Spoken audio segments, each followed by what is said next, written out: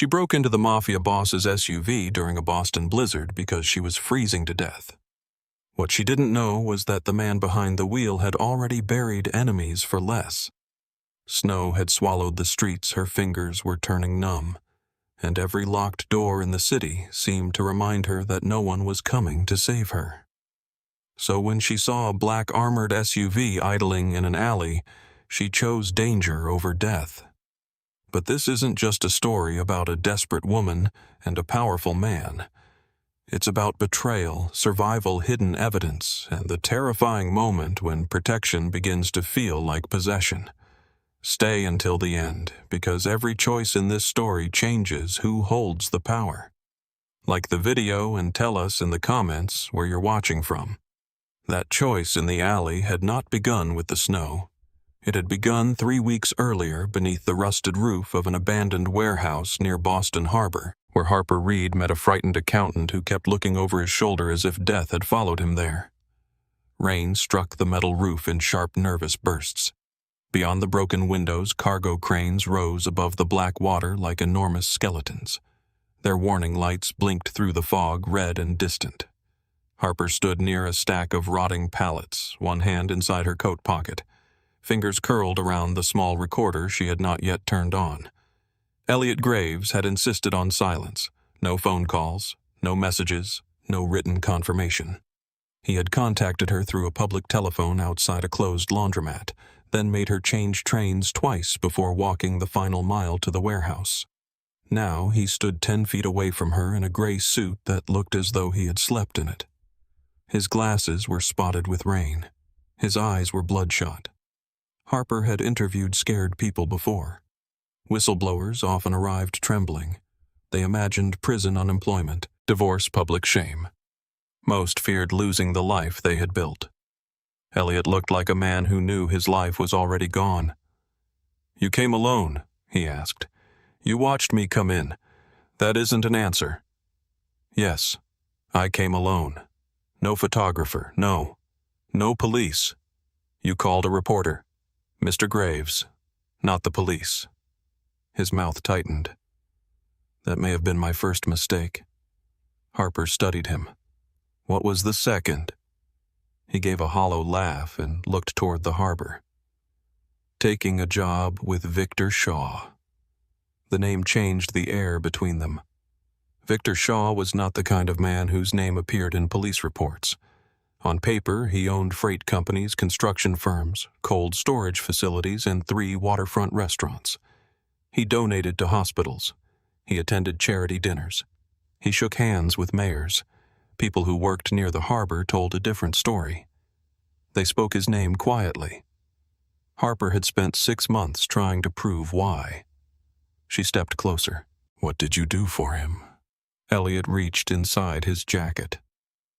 Harper's muscles tightened. He noticed. "If I wanted to hurt you, Miss Reed, you never would have made it inside." He removed a small black notebook and held it out. Harper did not take it immediately. "What's in there?" "Dates, account codes, names I was too afraid to type. Names connected to Shaw, names connected to everyone." She accepted the notebook. It felt strangely light for something that had made a grown man look so terrified. Elliot removed a dark button from his pocket. It was plain, almost cheap, with a narrow ridge around the edge. Harper looked at it. "You brought me sewing supplies? My wife used to say I never noticed details." His expression changed for a moment. The fear softened into grief. She was wrong. I noticed everything. I just pretended not to. He placed the button in Harper's palm. "There's a memory card inside. You'll need a blade to open it." "What's on the card?" "Port schedules, wire transfers, internal messages, security reports, every payment the Shaw companies made through accounts that weren't supposed to exist." Harper's pulse quickened. "Government officials?" Elliot nodded. "Union officers, inspectors, judges, 2 people at your newspaper." Harper looked up sharply. My newspaper. The Sentinel killed 3 investigations in the last 2 years. Yours would have been the 4th. Who inside the Sentinel? The card will tell you. A gust of cold air swept through the warehouse. Elliot rubbed his hands together, but Harper sensed the movement had nothing to do with temperature. There's more, he said. What Victor Shaw has been buying people inside the Maddox organization. Harper had heard the Maddox name all her life. In Boston, some families owned history. Others owned streets. The Maddox family owned both. They controlled shipping terminals, private security companies, construction firms, and enough political influence to stop questions before they were asked. Their current leader, Cole Maddox, had never been convicted of anything more serious than a parking violation. The police considered that proof of discipline, not innocence. Who did Shaw buy? Harper asked. I don't know the real name. The account uses a code. What code? Raven. Elliot looked toward the warehouse entrance again. Harper followed his gaze. Nothing moved beyond the rain. You said internal security reports, she said. How high does this go? High enough to know where Cole Maddox sleeps. High enough to know which cars he uses. High enough to move guards without raising questions. Why would Shaw risk a war with Maddox? He doesn't want a war. Elliot swallowed. He wants an execution. Harper stared at him. Whose? Elliot stepped closer and lowered his voice. All of them. A freight horn groaned across the harbor. The sound rolled through the warehouse like a warning. Harper opened the notebook. The pages were filled with hurried handwriting numbers, initials, and partial addresses. Why come to me? Because you published the sanitation contracts last year. That investigation didn't involve Shaw. It involved 3 city councilmen who thought they were untouchable. They weren't. That's why I chose you. Elliot's eyes met hers. You keep digging after reasonable people stop. Harper closed the notebook. Reasonable people rarely uncover anything. They also live longer. The words settled between them. Harper held up the button. What's the password? Elliot looked away. I can't say it. Then I can't access the files. You can. You listen better than anyone I've ever met. That isn't a password. They'll search your apartment. They'll search your office. They'll tear apart every place a sensible person would hide evidence. Then tell me what opens it. His face tightened with pain. They'll never guess what I lost. Harper waited for more. Elliot stepped back. That's all I can give you. It isn't enough. It has to be. A sound came from outside. Not thunder. A car door closing. Elliot froze. Harper turned toward the entrance. Headlights moved through the rain beyond the warehouse wall. Elliot's face lost what little color it had left. You need to go. Not until you tell me who Raven is. I don't know. You know more than you're saying. I know enough to understand that standing beside me is dangerous. The headlights stopped. Elliot took Harper by the arm and pulled her toward a narrow service passage. His grip shook. There's a door at the end. It opens behind the loading yard. What about you? I'll use the other exit. You said they'd kill you. No. His eyes told her he did not believe that. Harper pulled free. Come with me. I have a son. Then come with me. They know where he lives. The words silenced her. Elliot pressed the black button back into her hand and closed her fingers around it. Tell the truth, carefully, Miss Reed. Then he turned away. Harper wanted to stop him. She wanted to drag him into the passage and force him to run. Instead, the reporter in her made the decision she would regret every night afterward. She protected the evidence. Harper slipped through the service passage and emerged behind the warehouse. Rain hit her face as she crossed the loading yard. She heard voices inside. One belonged to Elliot. The other was calm, male, and unfamiliar. Harper stopped behind a shipping container. "You were told to correct the records," the stranger said. "I did." "Then why is a reporter asking about our accounts?" Elliot answered too quietly for Harper to hear. A sharp sound cut through the rain. Not a gunshot. Something heavier, a body striking metal. Harper pressed a hand over her mouth. She could go back. She could call the police. She could scream.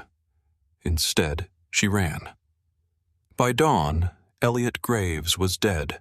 His car was found near Castle Island with a bottle of sleeping pills on the passenger seat. The police report called it suicide before the medical examiner had completed the initial examination. Harper sat at her desk inside the Boston Sentinel newsroom and read the report 3 times. The office around her moved with its usual rhythm. Keyboards clicked. Phones rang. Someone laughed near the sports desk. A television above the copy station showed traffic moving through downtown. The normal world continued as if a frightened man had not handed her the architecture of a criminal empire hours before his death. Harper had not slept. She wore the same clothes from the warehouse. Elliot's notebook rested inside her locked desk drawer. The button had been sewn into the inner lining of her coat before sunrise. She had learned caution from people who were no longer alive. Her editor, Nora Bell, appeared beside the desk holding 2 cups of coffee. Nora was elegant, even at 7 in the morning. Her silver hair was cut neatly at her jaw, and her dark blue suit did not have a single wrinkle. She placed 1 cup in front of Harper. "You look terrible. Elliot Graves is dead." Nora lowered her voice. "The accountant. He was my source. You met him last night." Nora pulled out the chair beside Harper's desk. "Did anyone see you?" "I don't know. That's not like you. A man died, and you're alive. I'm trying to keep it that way." Harper studied her editor. Nora had hired her 6 years earlier. She had defended Harper through lawsuits, threats, and one city commissioner who attempted to have her press credentials revoked. Harper trusted her. That trust made what happened later hurt more. "I have records," Harper said. "What kind financial transfers? Port information? Messages connecting Shaw companies to public officials?" Nora leaned forward. "How strong enough that someone killed the accountant who collected them? Where are they secured?" Nora's gaze sharpened. "Upload everything to the investigative server. We'll have legal review it before noon." Harper hesitated. "Elliot said people inside the Sentinel were compromised." Nora sat back. "Did he name them? No. Then he gave you fear, not evidence. He gave me both. Harper, listen to me. You have not slept, your source is dead, and you believe someone followed you. This is precisely when you need institutional protection." Nora placed one hand over Harper's. "The Sentinel can protect you."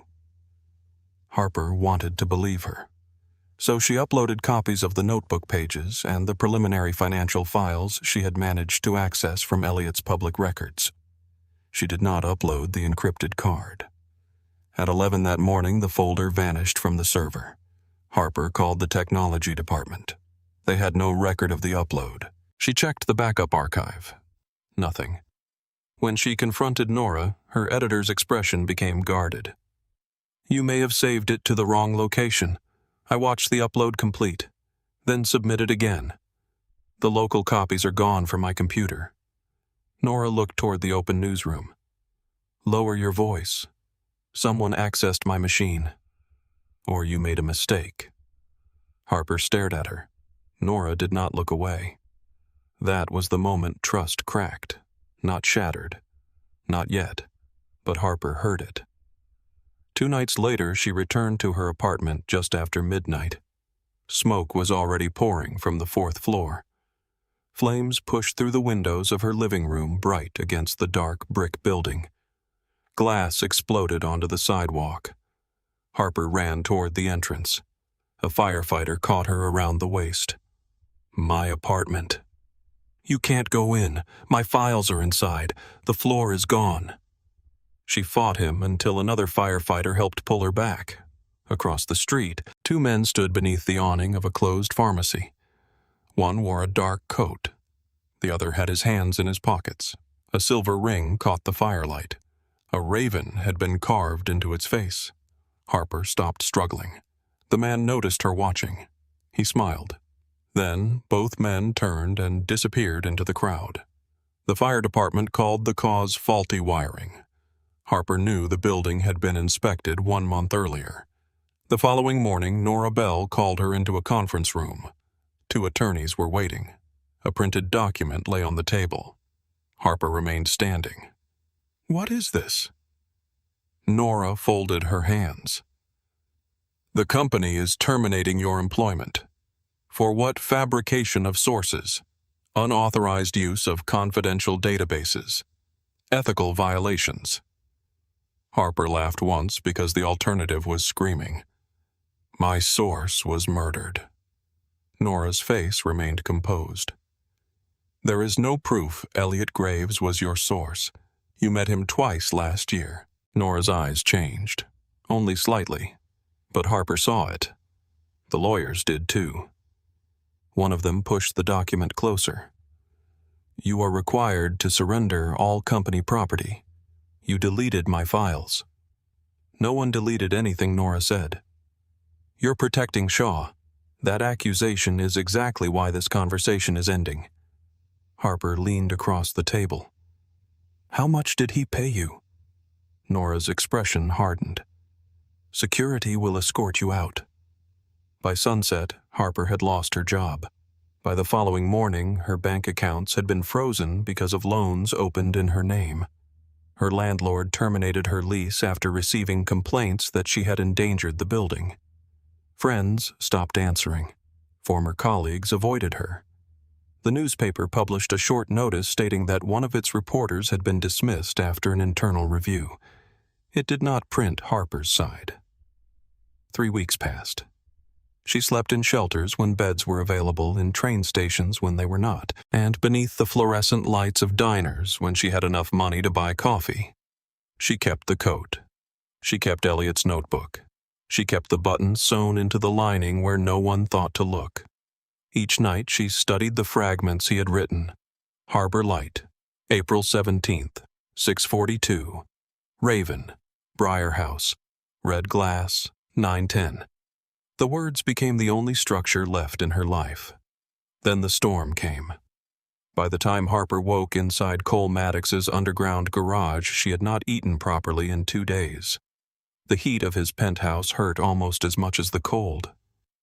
Cole placed her on a leather sofa overlooking the frozen harbor. He gave her water first. Not coffee, not alcohol. Water. He watched her lift the glass with both hands. Harper understood the test. He wanted to know whether she was alert, whether her tremors were caused by drugs, fear, or exposure. She drank slowly. Cole sat across from her. The gun had disappeared beneath his jacket, but its absence did not make him less dangerous. "Start at the beginning," he said. "I already told you about the summit. You gave me a sentence. I want the structure beneath it." Harper looked toward the windows. Snow erased the harbor beyond the glass. "Victor Shaw controls a laundering network through freight companies and city contracts. I know who Shaw is. He bought public officials. I know that too. He bought someone inside your organization."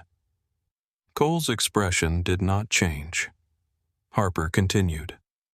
"My source found internal security reports connected to a user called Raven, vehicle rotations, guard assignments, private routes. How did your source access my records? He processed payments for Shaw. That doesn't answer the question. He had help from whoever gave Shaw the files." Cole leaned forward. "Who is Raven?" "I don't know." "Then your information is incomplete. It's more complete than anything your security team has." His eyes hardened. Harper knew she had pushed too far. She also knew retreat would make her look weak. Cole studied her for several seconds. Where is the evidence, South Station? The lie left her smoothly. A locker. Yes. Number. I'm not telling you. Cole's mouth moved slightly, not quite a smile. You entered my home illegally, threatened me with information you cannot prove, and now you believe you are negotiating. I am negotiating. You have no position. I have the only evidence that might keep you alive tonight. The silence thickened. Then the study doors opened. A man entered, carrying a tray of soup bread and a medical kit. He was older than Cole, with broad shoulders and an easy expression that might have seemed friendly to someone less frightened. A silver ring shone on his right hand. A raven was engraved into the metal. Harper felt the room narrow around her. The man from outside the fire had worn the same symbol. Cole gestured towards the table. Harper Reed. This is my cousin, Reed Maddox. Reed placed the tray in front of her. So this is the woman who broke into your car. His tone was amused. His eyes were not. Harper looked down at the soup before he could see recognition on her face. Apparently Boston has become difficult for pedestrians, Reed said. She has information about Briar House, Cole replied. The amusement left Reed's face. Only for a second. Then it returned. The summit should be canceled. Roads are closing. Cole stood. The families will attend. Let them. We can reschedule. We cancel, we look afraid. We survive. Cole's gaze sharpened. Is there a reason you think I won't? Reed smiled. Concern for family. Harper lifted the spoon, though her fingers had begun shaking again. Reed turned toward her. What exactly did you hear? Harper met his eyes. That someone close to Cole sold the private entrance. Reed's smile faded. That sounds dangerously close to an accusation. It sounds like information. You should be careful with information you can't prove. Harper glanced at the raven ring. I've heard that before. Cole looked from Harper to Reed. He had noticed the exchange. Reed left to prepare the convoy. The moment the doors closed, Cole turned on Harper. You recognize something? Harper said nothing. Cole stepped closer. His ring. I saw a man wearing one like it outside my apartment fire. Like it I was across the street. There was smoke. That is not proof. I know. You looked at him as though you had already convicted him. My instincts kept me alive. Cole looked at her ruined coat, her bruised hands, and the exhaustion beneath her eyes. Barely. Harper pushed herself upright. If Reed is Raven, taking him to Briar House puts the traitor beside you. If Reed is Raven, I will handle him. And if you're wrong, Cole moved close enough that she could smell cedar on his shirt. Then you should hope your evidence is worth the trouble you've caused. He gave her clean clothes and access to a shower. When Harper returned wearing a burgundy sweater and black trousers, Cole was waiting near the door. His gaze moved over her slower than before. Harper noticed. So did he. The moment disappeared behind his usual control. You stay in this study, he said. You need me at the summit. I need proof. You need someone who knows what Shaw planned. I need you alive long enough to give me the evidence. He entered a code beside the door. The lock engaged. Harper stared at him through the glass. You're keeping me prisoner. I'm keeping an unverified source contained. That sounds better only to you. Cole rested one hand against the door. If you are telling the truth, this room is the safest place in Boston. And if you die... His expression became unreadable. Then safety becomes a temporary condition. The privacy glass darkened between them. Harper listened to his footsteps disappear. She stood alone in the silent study, warm for the first time in weeks and more trapped than she had ever been. Her gaze fell on the ruined coat lying beside the fireplace. She crossed the room, took a letter opener from Cole's desk, and cut through the stitching beneath the collar. The black button slipped free. Harper twisted it until the casing separated. A tiny memory card fell into her palm. The memory card was smaller than Harper remembered. It rested in the center of her palm, a black square no larger than a fingernail, light enough to disappear inside a pocket, and heavy enough to destroy every man who had tried to bury it. For 3 weeks, she had slept with it sewn into her coat.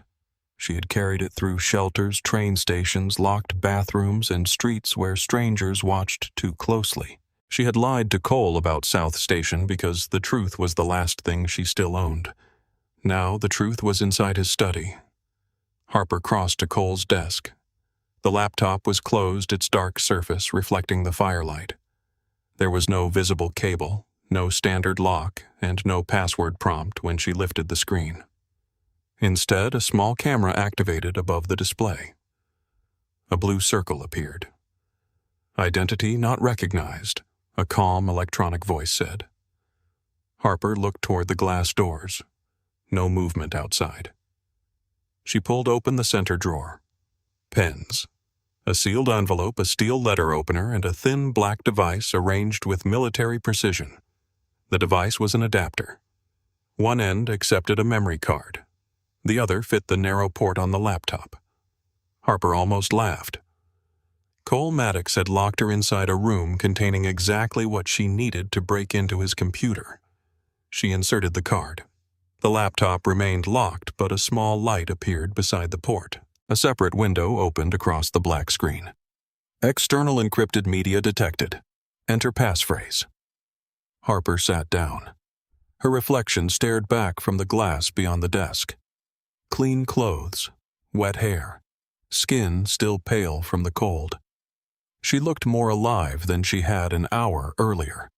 She did not feel alive. She felt like someone standing inside a building after smelling smoke, trying to decide which wall would catch first. The passphrase field waited.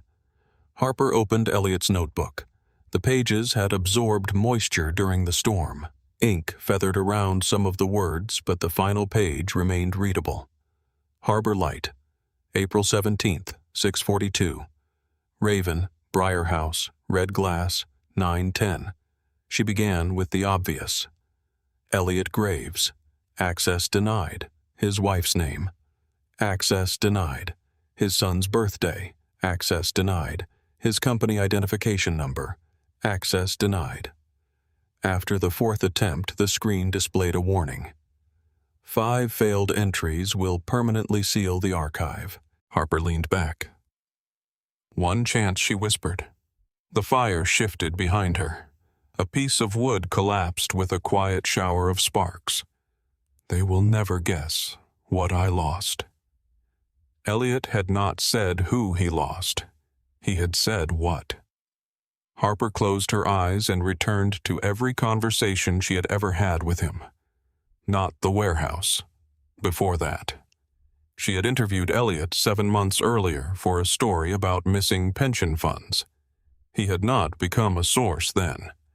He had been a nervous accountant, answering only what public records forced him to answer. The interview had taken place in a harbor cafe. A ferry had sounded its horn outside. Elliot had stopped speaking. Harper had noticed the color leave his face. "You all right?" she had asked. He had looked through the window at the water. "My daughter hated that sound." Harper opened her eyes. Maggie Graves, 8 years old. Harper remembered searching Elliot's history after the interview. His daughter had died in a ferry accident 12 years earlier. The ferry was called Harbor Light. She searched the notebook again. April 17th, 6:42. The date and time from the accident report. Elliot had not hidden the password in sentiment. He had hidden it inside grief. Harper entered the words carefully. Harbor Light 0417642. The screen remained still. For one endless second, nothing happened. Then the warning vanished. Access granted. Harper exhaled. Folders appeared across the screen. Shaw Maritime, Port Authority, City Contracts, Sentinel, Maddox Internal, Summit. Her fingers went cold. She opened the Sentinel folder first. Payment records filled the screen.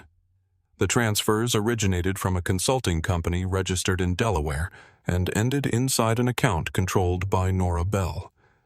Monthly payments. Regular amounts. The first began 2 years earlier. The final transfer had cleared the morning Elliot died. Harper stared at Nora's name.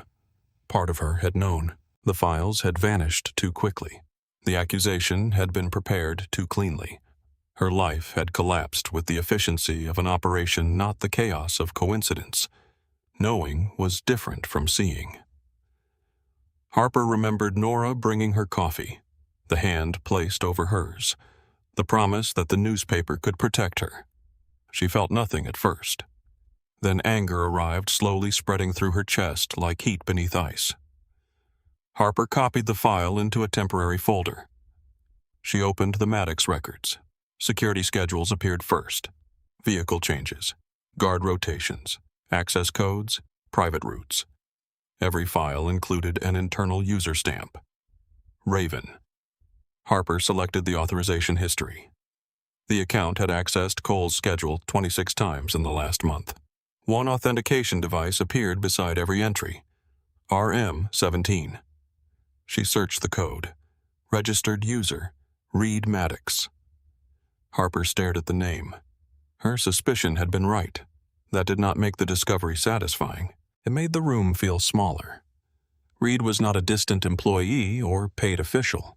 He was Cole's cousin, his advisor, the man Cole had taken with him to Briarhouse. Harper opened the Summit folder. A ballroom floor plan filled the screen. The entry points were marked in red. 4 positions had been circled. South exit, main bar, central service aisle, lighting booth. The file included photographs of 4 people, 3 men and 1 woman. The first man had a crescent-shaped scar along the left side of his neck. The second had part of his right ear missing. The third stood beside a loading truck, his weight shifted away from his right leg. The woman wore a hotel maintenance uniform. A narrow tattoo climbed behind her left ear. Harper enlarged each image. A second document listed clothing assignments: waiter, bartender, server, lighting technician. Her eyes moved to the final page. Signal authorization. Raven will raise red glass. First contact confirms readiness. Second contact initiates action. Execution time, 9:10 p.m. Harper turned toward the antique clock above the fireplace. 8:31. 39 minutes. She pulled the card from the adapter and ran to the glass doors. Owen. No response. Harper struck the panel with the flat of her hand. Owen Briggs. I know you're outside. A speaker activated near the frame. His voice came through calm and distant. Step away from the door, Miss Reed. Reed is Raven. Silence. Harper held the memory card against the glass as though he could see the data through it. I opened the files. His authorization code is attached to the security breach.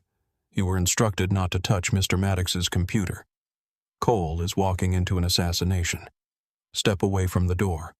The signal is a red champagne glass. 2 taps of his ring. The attack begins at 9:10. A pause. Then Owen spoke more quietly. Put the card on the desk. No, put it down. I need you to look at it. You need to follow instructions.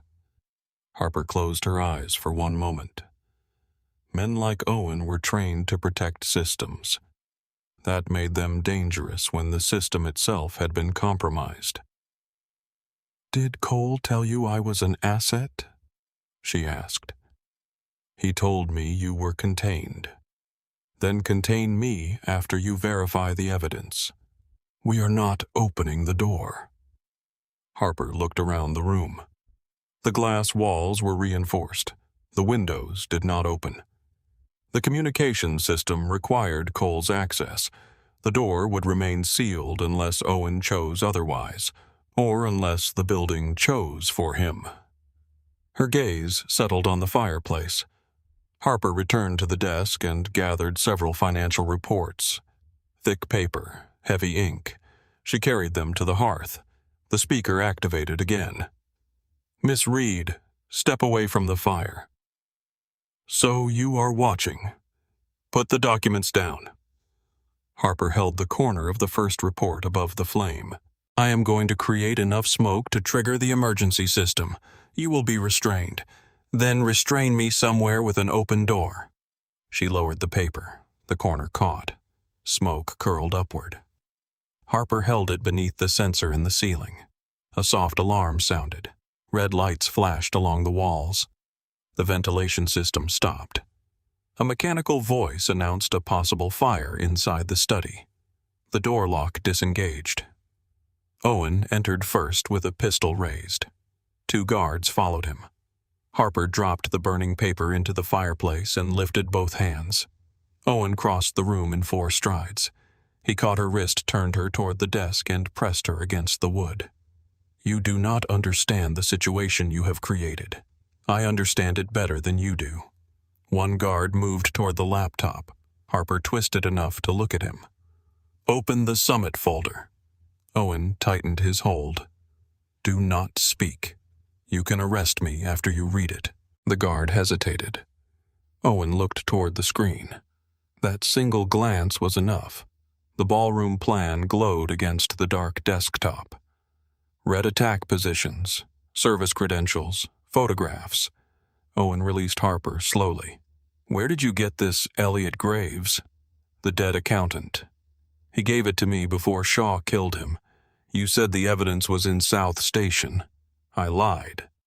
Owen's expression hardened. "You expect us to trust you after admitting that I expect you to trust timestamps, access records, and your own server architecture." The second guard inserted a secure cable into the laptop. He moved quickly through the file properties. Owen remained beside Harper. "If this is fabricated, you will not leave this room again. If it is real, Cole may not leave Briar House." The guard looked up. "Metadata matches our internal system." Owen turned. "Confirm. The authentication sequence is legitimate. The root files came from a Maddox security terminal." "Which terminal?" The guard checked. "Consigliere access." No one spoke. Harper pointed toward the authorization entry. RM-17. Owen looked at the name. Reed Maddox. For the first time, his control fractured, not visibly enough for the guards to notice. Harper noticed. Owen had trusted Reed. Perhaps everyone had. "Contact Cole," she said. Owen lifted his communication device. He entered a secure code. Nothing. He tried again. A mechanical tone sounded. "Channel unavailable." The guard beside the laptop looked toward him. "Summit protocol may have reduced outside traffic." "Who authorized that?" The man searched another screen. His face tightened. "Reed." Owen lowered the device. Harper looked at the clock. 8:37. "Use another channel. Emergency lines route through the same command structure. Call the hotel. Public communications could expose the summit. An exposed summit is better than a dead one." Owen looked at her. "The families do not know you exist. They do not need my biography. They need to know the waiters are armed." One of the guards spoke. "We can deploy the secondary team." Owen turned to him. "Prepare the armored vehicles. Full concealment. No family insignia." The guard left immediately. Harper reached for the memory card. Owen caught her hand before she touched it. "You stay here." "No, that is not a request. I memorized the faces. We have photographs, partial photographs. My people are trained. Your people were trained when Reed sold their roots." Owen's jaw tightened. Harper moved closer to the laptop and opened the first image. "This man has a scar under his collar. You will miss it unless he turns his head." She changed images. "This one has damage to his right ear. His hair hides most of it. The third, He favors his right leg, not enough to call it a limp unless you watch him cross a room. The fourth. The woman has a tattoo behind her ear. She may not be in the ballroom. She could be above it. Owen studied the photographs. Harper watched the calculation behind his eyes. "You want to enter a room full of armed men," he said. "I want to stop 4 of them. You nearly froze to death 1 hour ago. I am still the person who found them." The remaining guard looked at the clock. 30 minutes. Owen looked back at Harper. "You stay beside me." "Agreed. You move only when I move. We will discuss that if the building starts shooting. This is not a negotiation." Harper slipped the memory card into the inner pocket of the burgundy sweater. "It always is." Owen stared at her, then turned away. "Get her a coat." The descent to the underground garage took less than 2 minutes. Harper stood inside the service elevator between Owen and 2 armed men. No one spoke. Her pulse sounded louder than the machinery. When the doors opened, a black armored sedan waited with its engine running. Not Cole's SUV, a different vehicle. Lower, heavier, anonymous. Owen opened the rear door. Harper climbed inside. A long black coat lay across the seat. Beneath it was a burgundy dress still covered in protective tissue. She looked at Owen. "What is this Mr. Maddox's sister keeps formal clothes at the estate? You expect me to change in the car? You cannot enter Briar House dressed like a protected witness. I am not a protected witness." "No," Owen said. "You are currently the most inconvenient source in Massachusetts." Harper changed behind the darkened partition while the vehicle moved through the garage. The dress fit closely enough to pass under ballroom lights without attracting the wrong kind of attention. The coat concealed her wet boots and the fact that she still carried no weapon. When the partition lowered, Owen handed her a small earpiece. "Your job is identification. My job is keeping Cole alive. Your job is what I say it is." Harper fitted the device into her ear. "That approach has already failed tonight." Owen looked out the window. Snow blurred the city into white and black shapes. The sedan moved through empty intersections, its tires cutting across packed ice. Abandoned buses leaned against curbs.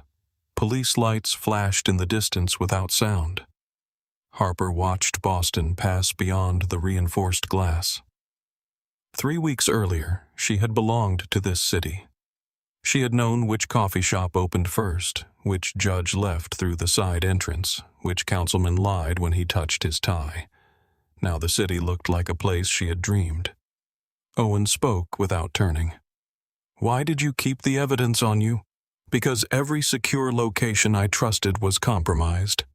"You could have brought it to law enforcement. Shaw owns port investigators and city officials. Not all of them. I only needed to choose one wrong person." Owen looked at her then. "You chose Cole.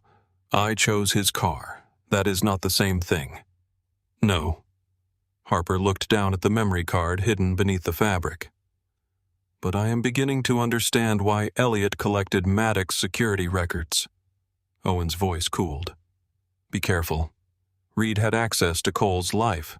Shaw had access to Reed. That means Cole was not simply another target. What was he? The center of the plan." The car turned onto Arlington Street. Briar House appeared through the snow. The hotel glowed behind iron gates and stone columns, every window lit against the storm. A line of black vehicles waited beneath the covered entrance. Men in dark coats stood beside them. To ordinary guests, they looked like drivers. Harper saw the way they scanned windows, hands, and reflections. Security. Inside, music drifted through the revolving doors. A charity gala continued while the rest of Boston froze. Owen's team entered through the underground loading area. The sedan stopped beside a service elevator. Owen looked at Harper before opening the door. "From this point forward, you stay within reach. If someone starts shooting, I may object. If someone starts shooting, get down. That depends on where they are." Owen's expression did not change. Do you ever follow an instruction? Not one that gets people killed. They moved through a service corridor lined with carts, flowers, and cases of champagne. Hotel employees passed without looking at them. Owen's men wore tuxedos beneath their coats.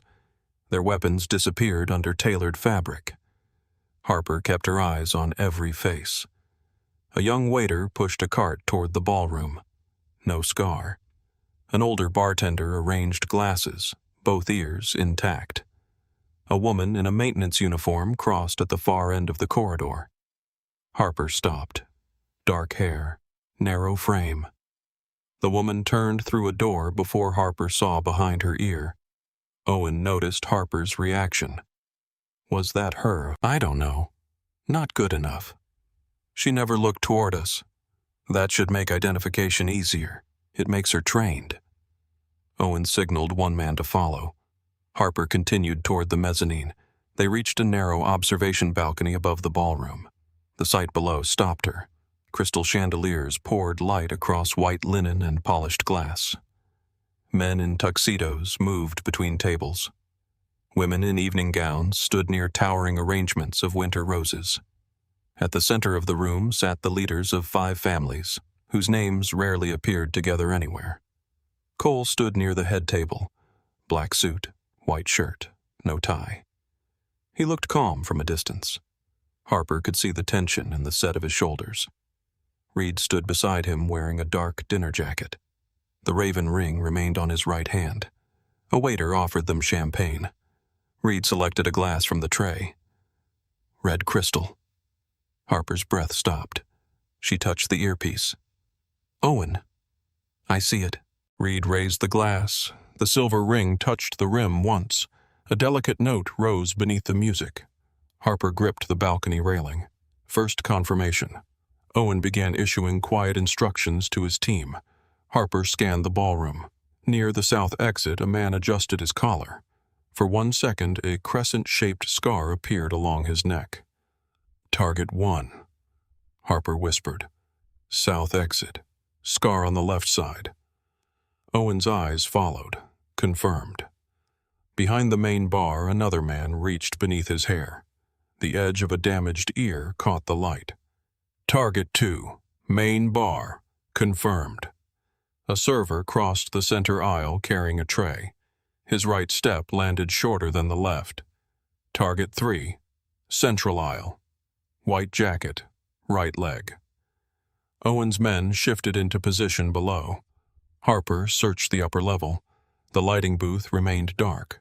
No movement behind the glass. She looked back at Reed. He lifted his hand again. His ring hovered above the red crystal. Harper's voice dropped. The second tap starts it. The ring struck the glass. The second note from the glass was almost beautiful. It rang beneath the orchestra, clear and delicate, too small to carry death across a ballroom. Then the man behind the bar reached under the counter. Harper saw the movement before the weapon cleared the shelf. Target 2 is drawing. Owen moved at once. His hand closed around Harper's shoulder and pulled her behind the stone balcony wall as the first suppressed shot cut through the music. Below them, a champagne glass shattered in the hand of an elderly man seated beside Cole. For half a second, no one understood what had happened. The orchestra kept playing. A woman laughed near the center tables. Then the elderly man collapsed, blood spreading across the white cloth in front of him. The ballroom erupted.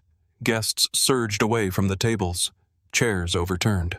Crystal struck the marble floor. The orchestra stopped in a violent scrape of strings and falling music stands. Cole did not drop. He caught the shoulder of the man beside him and forced him beneath the table before a second shot tore through the chair where his head had been. Waiters, Harper said into the earpiece. The weapons are with the service staff. Owen had already drawn his pistol. Team 1 south exit, Team 2 bar. Protect the principals. The man near the south doors ripped open his white serving jacket. A compact weapon hung beneath it. He turned the muzzle toward the head table. One of Owen's men struck him from the side before he could fire. They crashed into a column wrapped in winter roses. flowers and broken stems scattered across the floor. The bartender fired toward the center of the room. Cole grabbed the edge of the head table and threw it onto its side. The heavy wood landed between the family leaders and the gunfire. Men in tuxedos drew concealed weapons. The gala disappeared.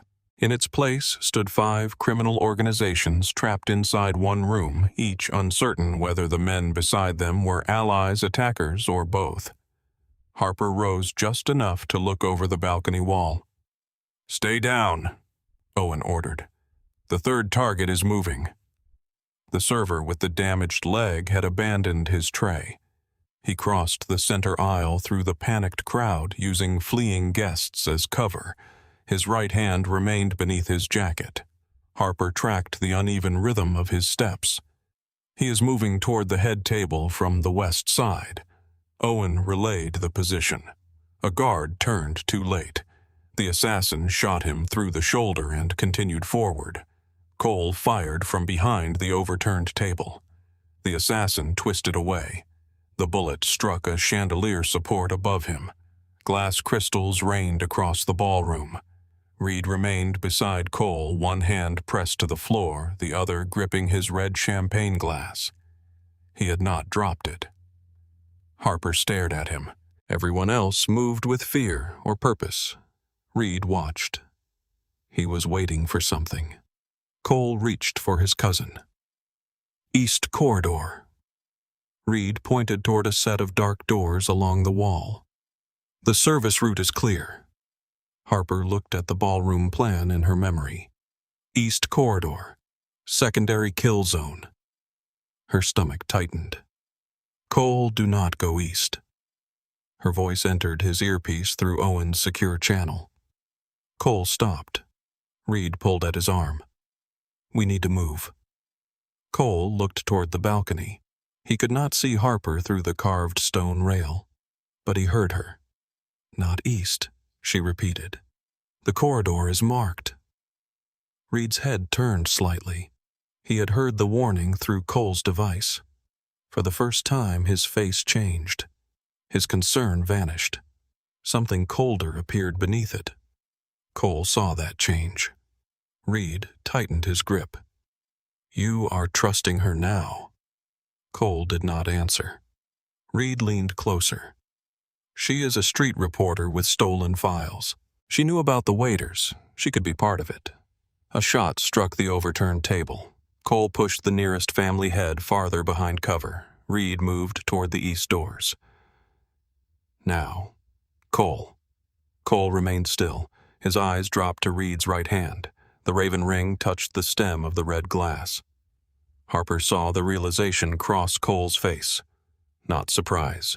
Recognition. Pieces of doubt locking into place. Reed noticed. He released the glass. It fell and broke across the floor. Then the lights above the ballroom shifted. A white flash appeared behind the glass of the upper lighting booth. Harper looked up. A narrow rifle barrel emerged from the darkness. The fourth assassin.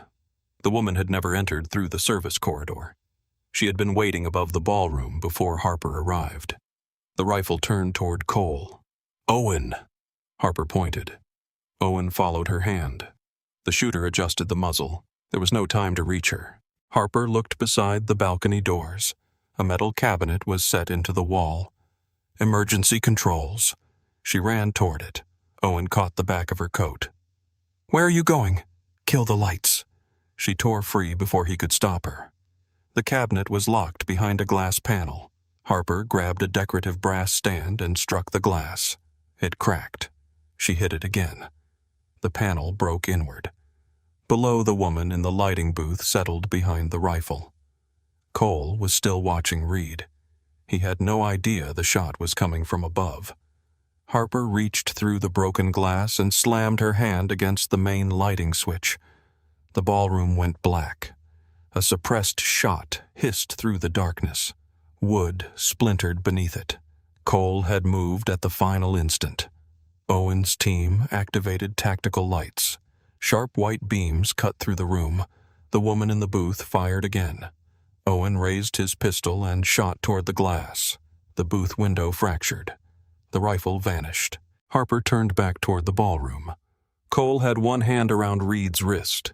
His cousin tried to pull free. Cole twisted. A small black transmitter fell from Reed's sleeve and struck the marble. Cole looked down at it. Then he looked into Reed's face. Around them, the ballroom remained a storm of screaming guests, gunfire, broken glass, and overturned tables. For Cole, the room seemed to narrow to one man. "You sold the entrance," he said. Reed's mouth curved. Blood from a cut above his eyebrow ran along his temple. "You should have stayed home." Cole drove his fist into Reed's face. Reed fell to one knee. Cole caught him by the collar and pulled him close. "You sold my family. I sold a dying structure." Cole struck him again. This time Reed hit the floor. He laughed through blood. "You still think this is about family?" Another wave of shots came from the kitchen doors. The attackers had breached the service level. Owen pressed a hand to his earpiece. "Secondary team is losing the loading area." One of the family guards shouted for an evacuation route. Owen looked toward the main exits. Blocked. South doors locked. East corridor compromised. The center aisle was exposed. Harper scanned the room. Above the tables hung a winter display made of steel branches, glass ornaments, and artificial snow. Thick cables held it over the central path. The display had been designed to impress wealthy donors. Now it could divide the room. Harper ran toward the emergency equipment cabinet. She pulled out a fire axe. Owen saw her. "Harper, stop." She raised the axe and struck the first support cable. The blade bounced. Pain shot through her hands. Below, the bartender fired toward Cole's position. A guard fell beside the bar. Harper struck again. The cable split halfway. A third blow cut through it. The display tilted. Guests beneath it screamed and scattered. Harper moved to the second cable. Owen reached her. "What are you doing?" "Making a wall." He looked up. Understanding replaced anger. Owen took the axe from her and drove it through the second cable with one swing. The winter display dropped. Steel branches crashed across the center aisle. Glass burst in every direction. Tables overturned beneath the weight. The falling structure separated the head table from the gunman entering through the kitchen. Cole looked up. For 1 second he saw Harper standing beside Owen with shards of glass glittering around her. His face tightened with fury, not because she had disobeyed, because she was visible. "Service stairs," he shouted. "Move." Owen's men began pulling the surviving family leaders toward the west corridor. Cole dragged Reed by the collar. Reed struggled. Cole pushed the muzzle of his pistol against his ribs. "Walk. You need me alive. I need you conscious. Do not confuse the two." Harper left the balcony and ran down the service stairs. The dress slowed her. She lifted the skirt above her knees and took the steps 2 at a time. The sounds of gunfire followed her through the concrete corridor. By the time she reached the kitchen hotel, staff were fleeing through the rear doors. Steam rose from abandoned pans. Plates had shattered across the floor. A chef pressed himself beneath a preparation table with both hands over his head. Harper moved behind a steel counter. Cole entered through the ballroom doors with Reed in front of him. Owen followed with 2 guards. Cole's jacket was torn near the shoulder. A dark stain spread along his side. Harper saw it immediately. "You are bleeding." Cole turned toward her. His gaze moved across her face, shoulders, arms. "Are you hit?" "No." He caught her by the upper arm and pulled her closer. "You left the balcony. You walked toward the kill corridor. You cut down half the ceiling. It worked. You made yourself a target. And you are alive." His grip tightened. Harper saw anger in his eyes. Beneath it was something less controlled. Relief. A burst of gunfire struck the steel doors behind them. Owen pushed Cole and Harper lower. "They are entering through the loading dock." One guard returned fire from behind a metal cart. The kitchen became a maze of stainless steel steam-broken plates and ricocheting bullets. Reed lay near the floor beside a row of ovens. He pressed one hand against his mouth and watched the room.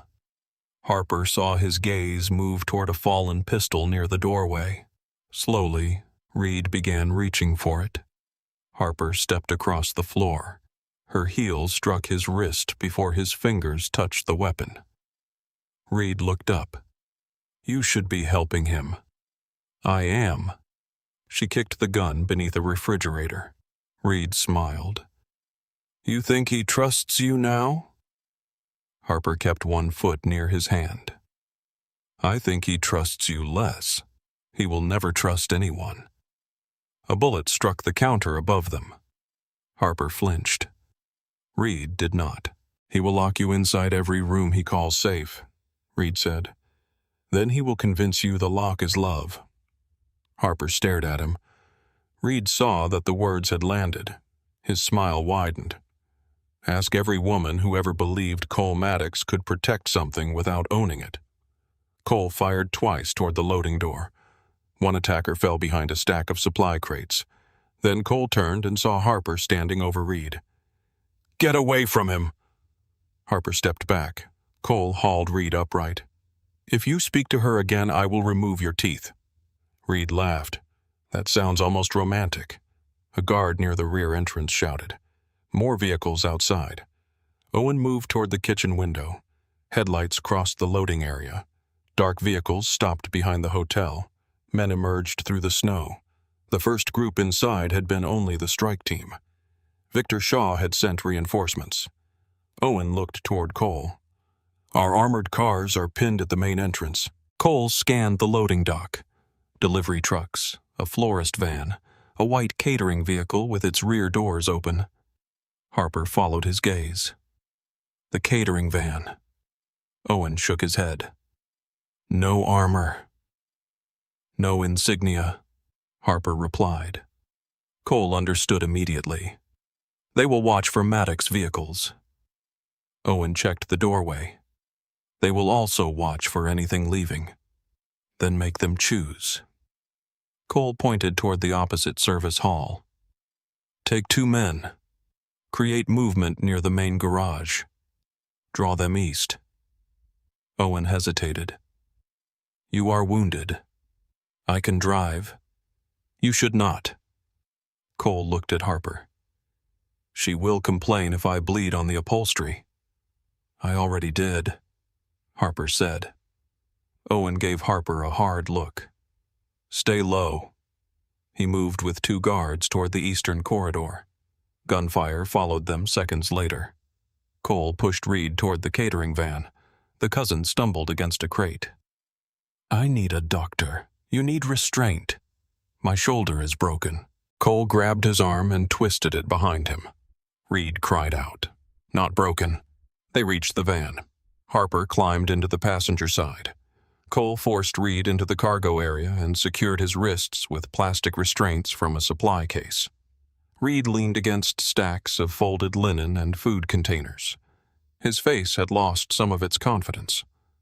Not enough. Cole entered the driver's seat. Harper looked at the blood along his shirt.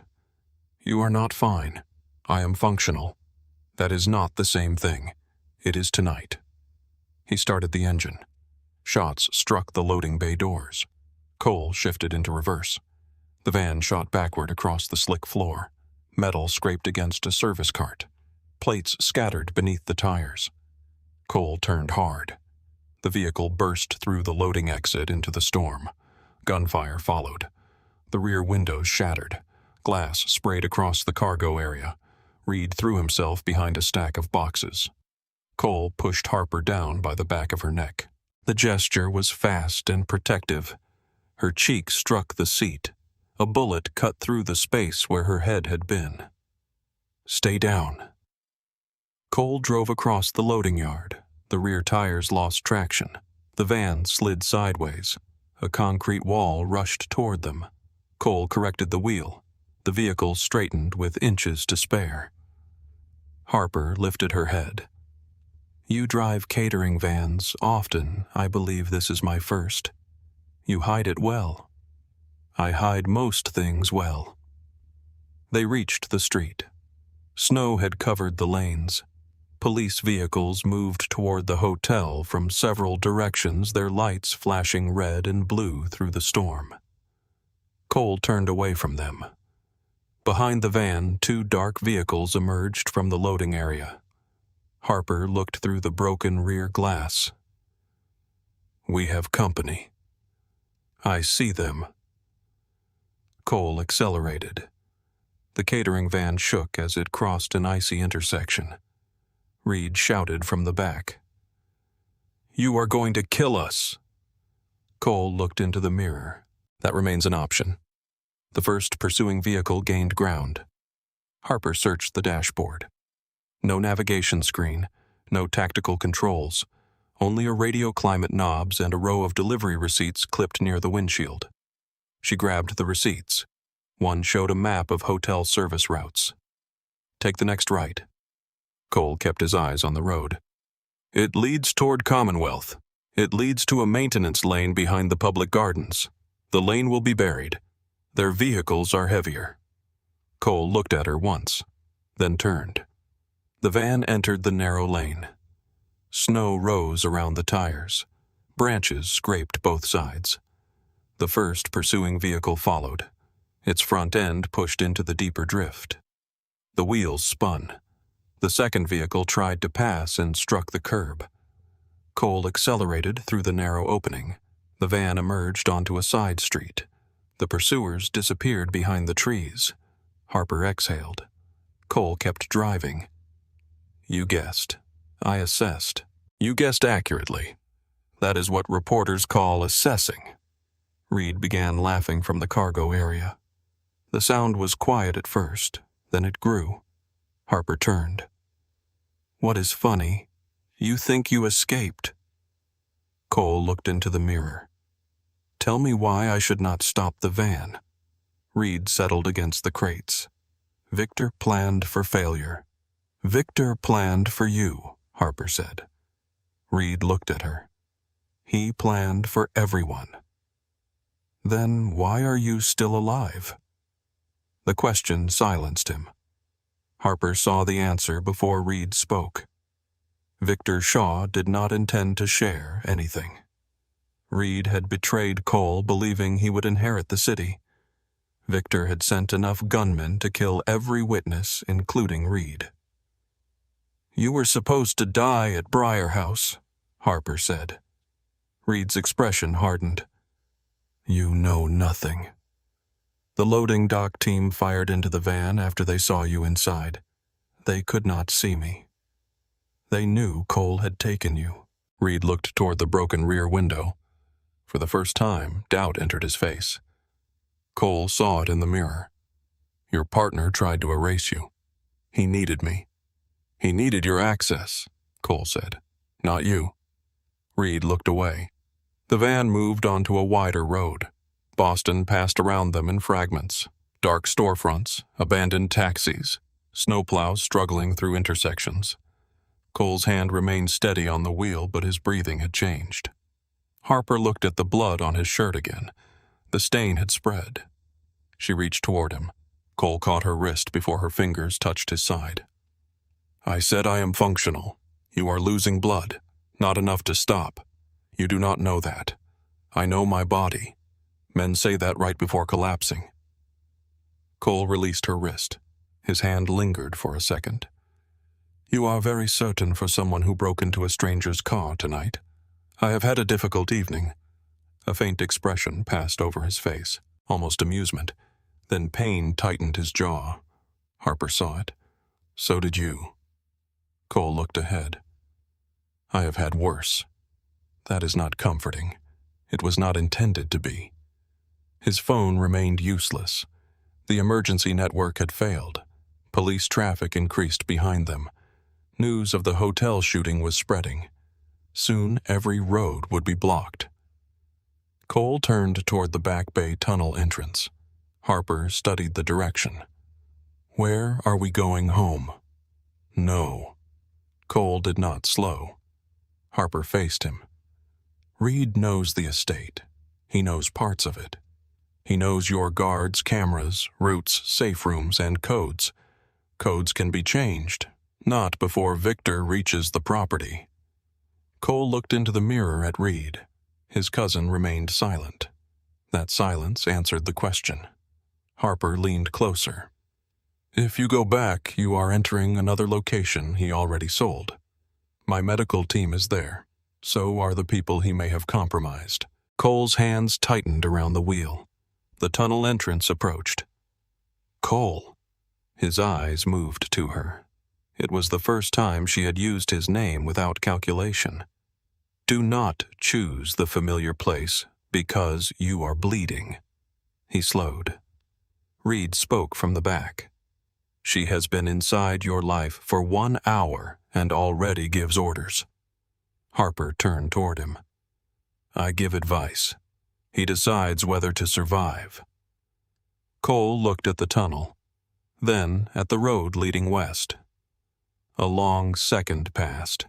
He turned the wheel. The van left the city route and entered a snow-covered access road toward the highway. Harper released the breath she had been holding. Where are we going? A family lodge in the Berkshires. Who knows about it? My father did. Miles Grant. Reed. Harper looked back. Then it is not safe. No. Cole's voice remained calm. But it is isolated. No staff, no public utilities, no nearby cameras. And Reed knows the location. He hated the place. That does not make him forget it. No. Cole looked into the mirror. It makes him believe I would never use it. Reed's face changed. The smallest reaction. Harper saw it. Cole did too. You expected the estate, Cole said. Reed did not answer. Cole turned onto the highway. The snow grew heavier as the city lights faded behind them. Harper looked at Cole's profile. His skin had become pale beneath the controlled expression. The man who had held a gun on her inside the garage now drove through a blizzard with blood soaking his shirt, trusting directions from the woman who had broken into his vehicle. You saved my life, he said. Harper looked at him. You listened. I rarely do. I noticed. His eyes remained on the road. You called me through the emergency channel. I broke into your computer first. You disabled my fire system. It opened the door. You entered a summit full of armed men. You were there. Cole was quiet. The highway stretched ahead through the white darkness. When he spoke again, his voice had lost some of its distance. You are not leaving now. Harper watched the trees close around the road. Earlier, those words had sounded like a cage. Now they sounded like the confession of a man who had nearly watched her die. She looked down at the blood spreading beneath his hand. Stay alive, she said. Then we can argue about where I go. Cole pressed harder on the accelerator. Behind them, Reed sat restrained in the dark cargo area. Ahead, the road climbed toward the mountains where no guards waited, no doctor knew they were coming, and no one could hear them if the storm swallowed the van. The highway narrowed as Boston vanished behind them. Streetlights gave way to dark trees, frozen guardrails, and long stretches of road swallowed by snow. The catering van climbed west through the storm, its engine straining against the rising grade. Harper kept one hand braced against the dashboard. The other hovered near Cole's side. He had refused to let her touch the wound again, but the blood spreading across his shirt had begun to turn black in the dim light. You are slowing down, she said. The road is getting worse. Your breathing is getting worse. Cole kept his eyes ahead. You monitor people closely.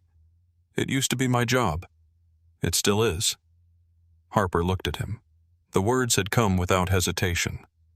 Not former reporter. Not homeless woman. Not unverified source. He had spoken as if the person she had been still existed. The van hit a patch of ice. The rear swung toward the shoulder. Cole corrected the wheel, but the movement came a fraction slower than before. Harper saw the pain flash across his face.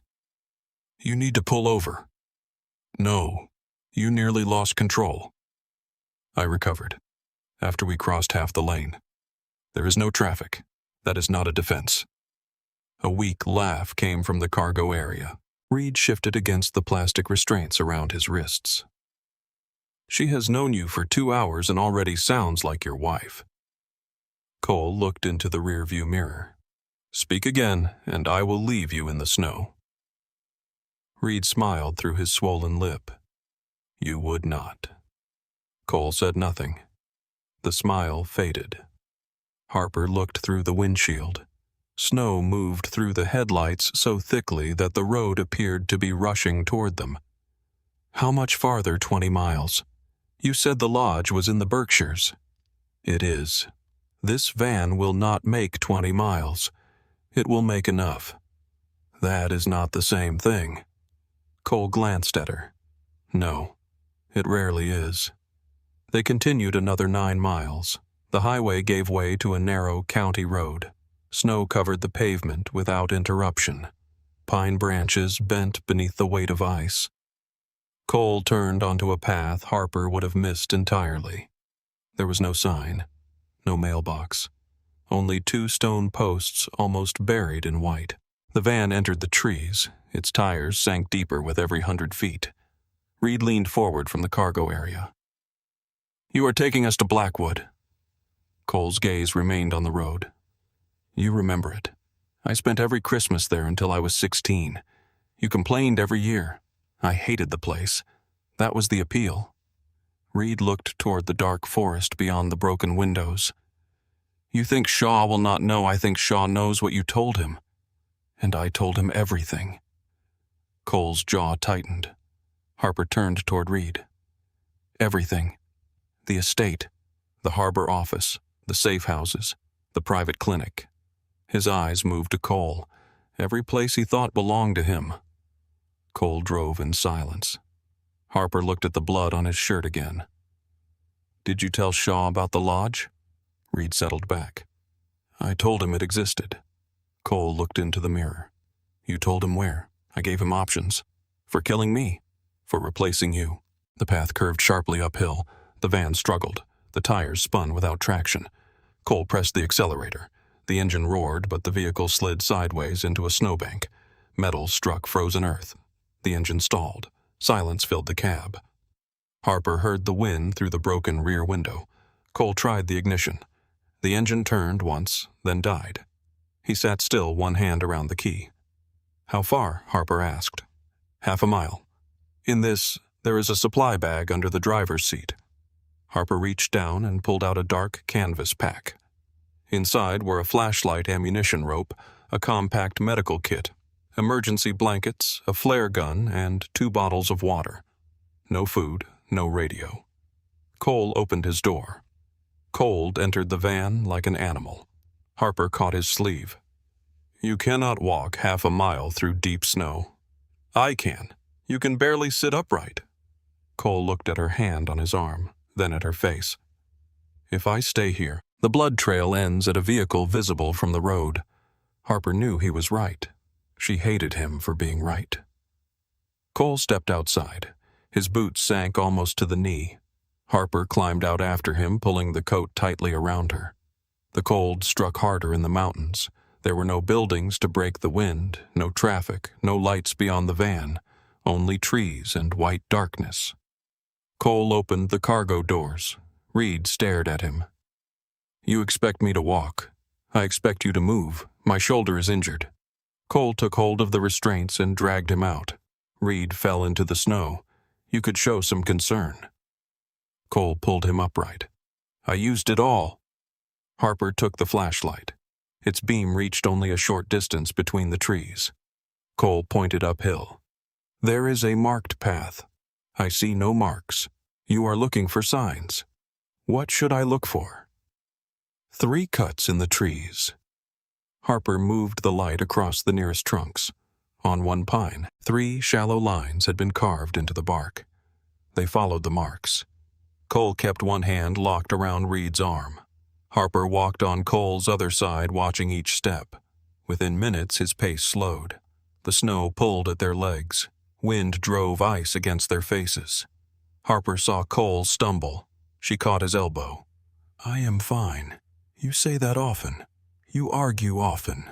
You make it necessary. Reed slipped behind them. Cole jerked him forward. The movement tore something in his side. He stopped. His breath left him in a sharp sound. Harper moved in front of him. Let me see. No. Cole. His eyes met hers. The name had become different between them. Not softer. Closer. He released Reed long enough for Harper to pull back the torn edge of his shirt. The wound had reopened. Blood ran beneath the fabric and down his side. Harper took the rope from the pack and tied one end around Reed's wrists. She secured the other end around a tree. Reed looked offended. You are leaving me here for 30 seconds. Shaw's men could be behind us. Harper tightened the knot. Then scream. She returned to Cole. He leaned against a pine, his face pale in the flashlight beam. You need pressure.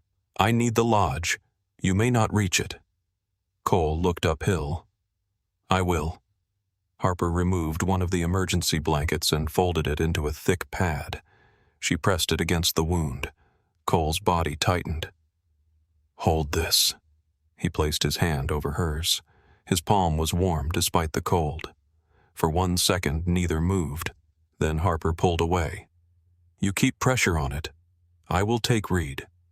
Cole looked at his cousin. No.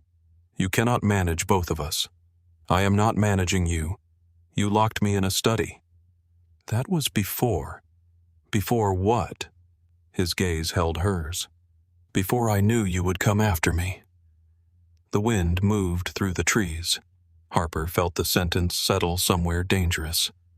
Reed broke the silence. This is touching, but I am losing feeling in my hands. Harper untied him from the tree and took control of the rope. Walk. Reed looked at Cole. You are letting her lead. Cole pushed away from the tree. She knows where we are going. So do I. No, Cole said. You know where the lodge is. She knows why we need to reach it. They climbed. The path grew steeper. At last, the trees opened around a low wooden structure built into the slope. The lodge appeared almost naturally from the forest, its roof heavy with snow, its windows dark, its stone chimney rising above the pines. No lights, no smoke, no sign that anyone had been there in years. Cole crossed the clearing first. He removed a key from a chain around his neck. Harper noticed the motion. The key had been hidden beneath his shirt close to his skin. He unlocked the front door. The hinges groaned. Cold darkness waited inside. Harper entered with the flashlight raised. The main room was larger than she expected. A stone fireplace occupied one wall. Heavy furniture sat beneath dust covers. Hunting trophies stared from the shadows. Cole locked the door behind them. He secured Reed to a thick wooden chair near the center of the room, using rope from a cabinet. Reed tested the knots. You always were dramatic. Cole tightened the final knot. You arranged an execution at a charity gala. Business required theater. Cole stood. The room tilted beneath him. Harper saw it happen. His hand reached for the chair, missed, and struck the table. She caught him around the waist before he fell. His weight nearly pulled her down. Cole. I am standing. Not by yourself. He tried to straighten. His legs refused. Harper lowered him onto the edge of the table. Reed watched with an expression that contained satisfaction and something older. Pain. You never knew when to stop, Reed said. Cole raised his head. You stopped being family before tonight. Reed's face hardened. No, you did. Harper opened the medical kit.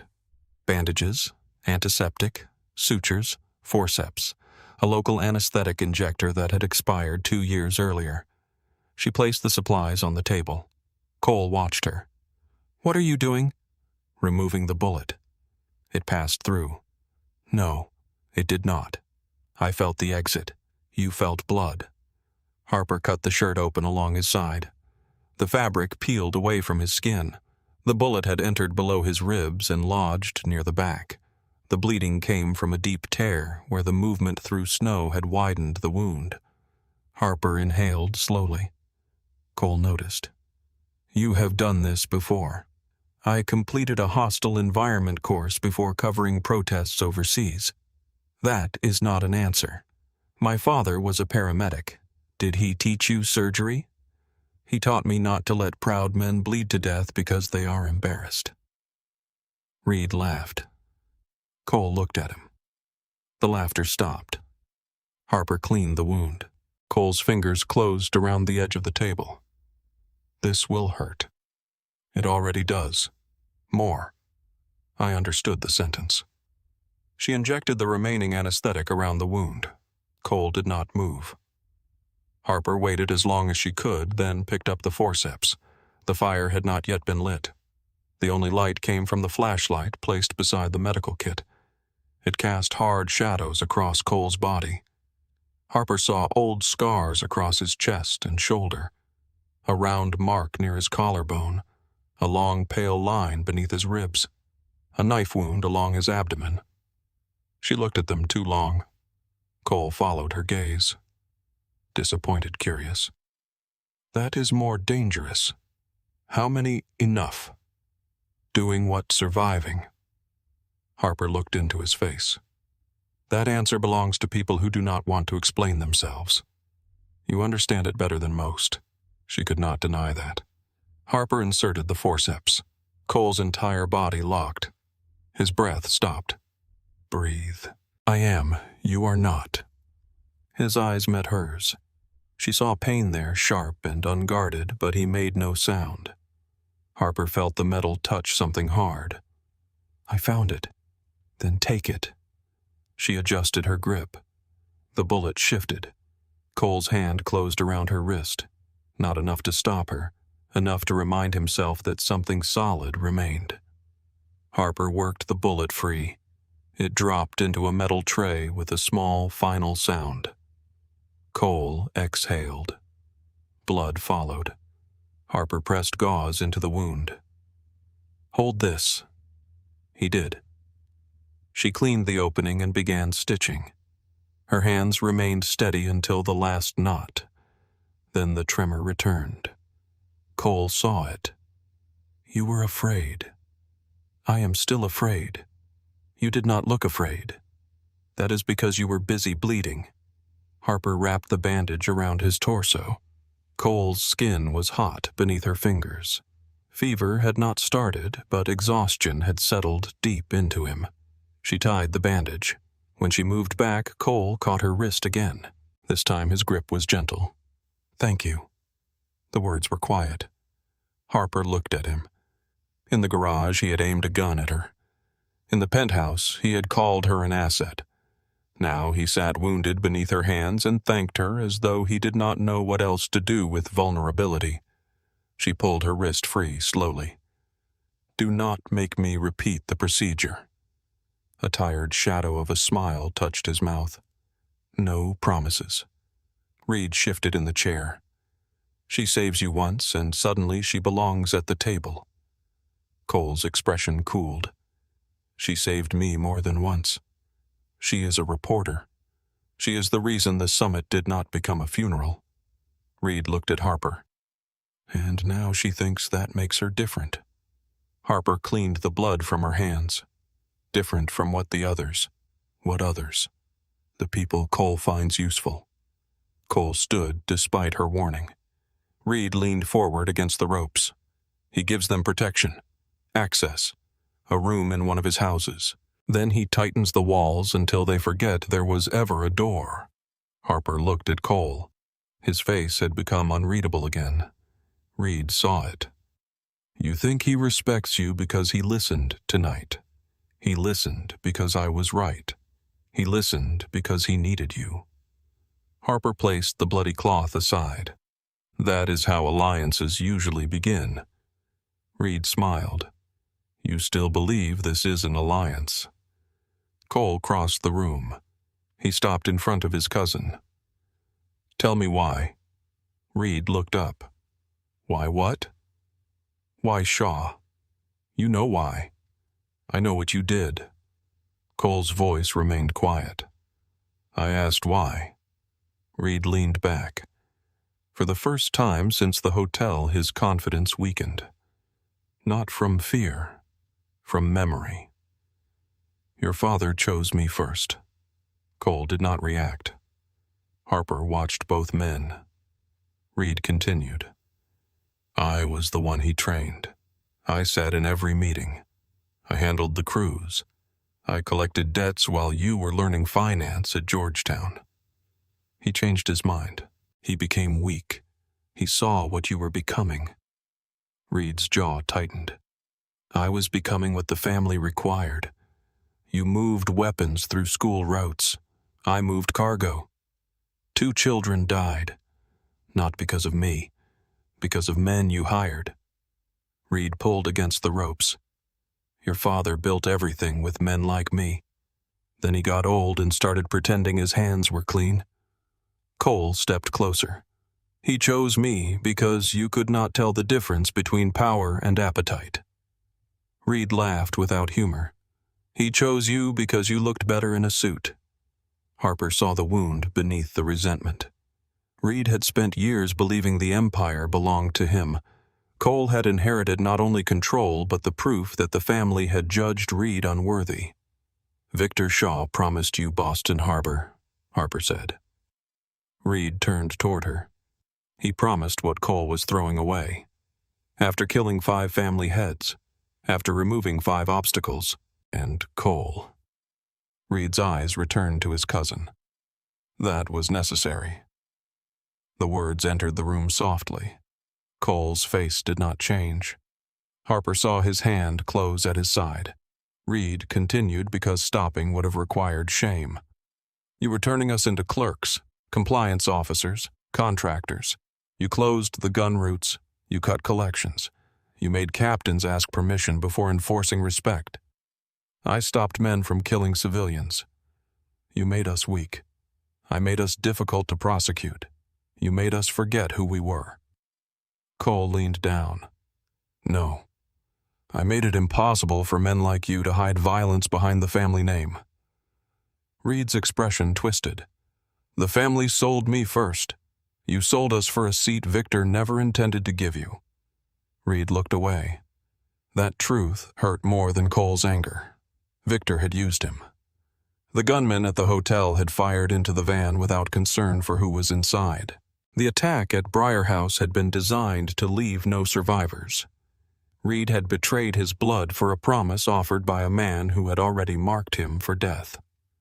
Harper looked at the silver raven ring on his hand. Were you outside my apartment? Reed glanced at her. What? The night it burned.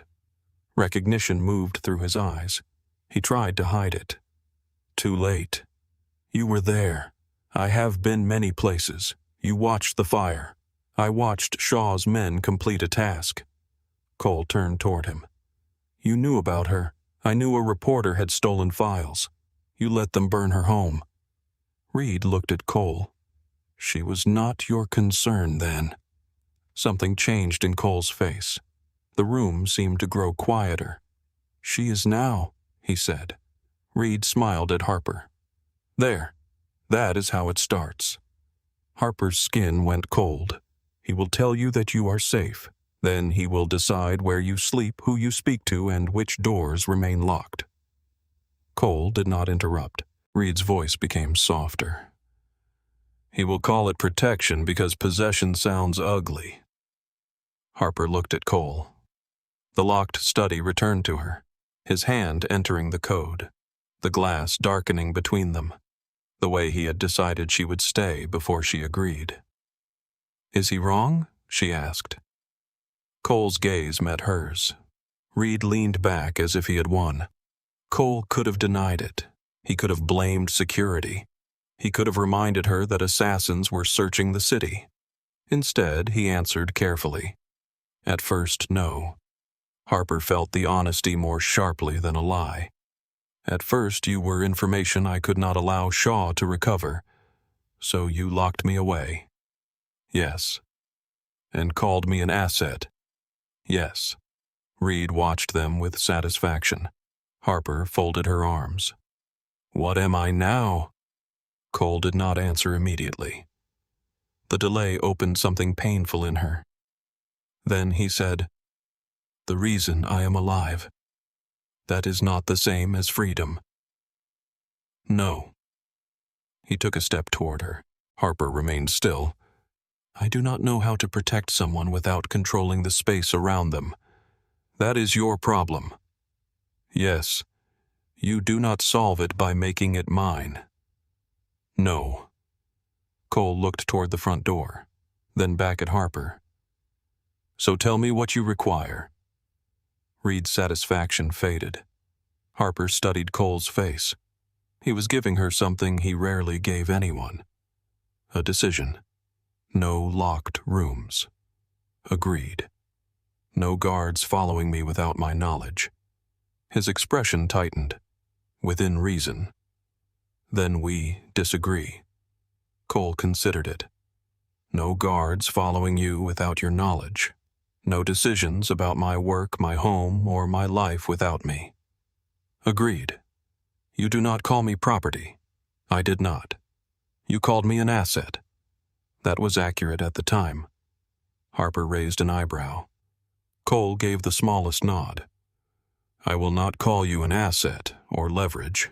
Agreed. Or yours. Cole's eyes held hers. That may require clarification. It does not. He walked to the front door. Harper watched him enter the key. The lock opened. Wind pressed softly against the wood from outside. Cole removed the key and placed it in her palm. You can leave. Reed laughed. She will freeze before reaching the van. Cole ignored him. Harper looked at the key. The storm waited beyond the door. The road was half a mile away. Shaw's men could be anywhere. None of that changed what Cole had done. He had opened the door. The choice was hers. Harper closed her hand around the key. Then she turned and locked the door from the inside. I am staying until this is finished.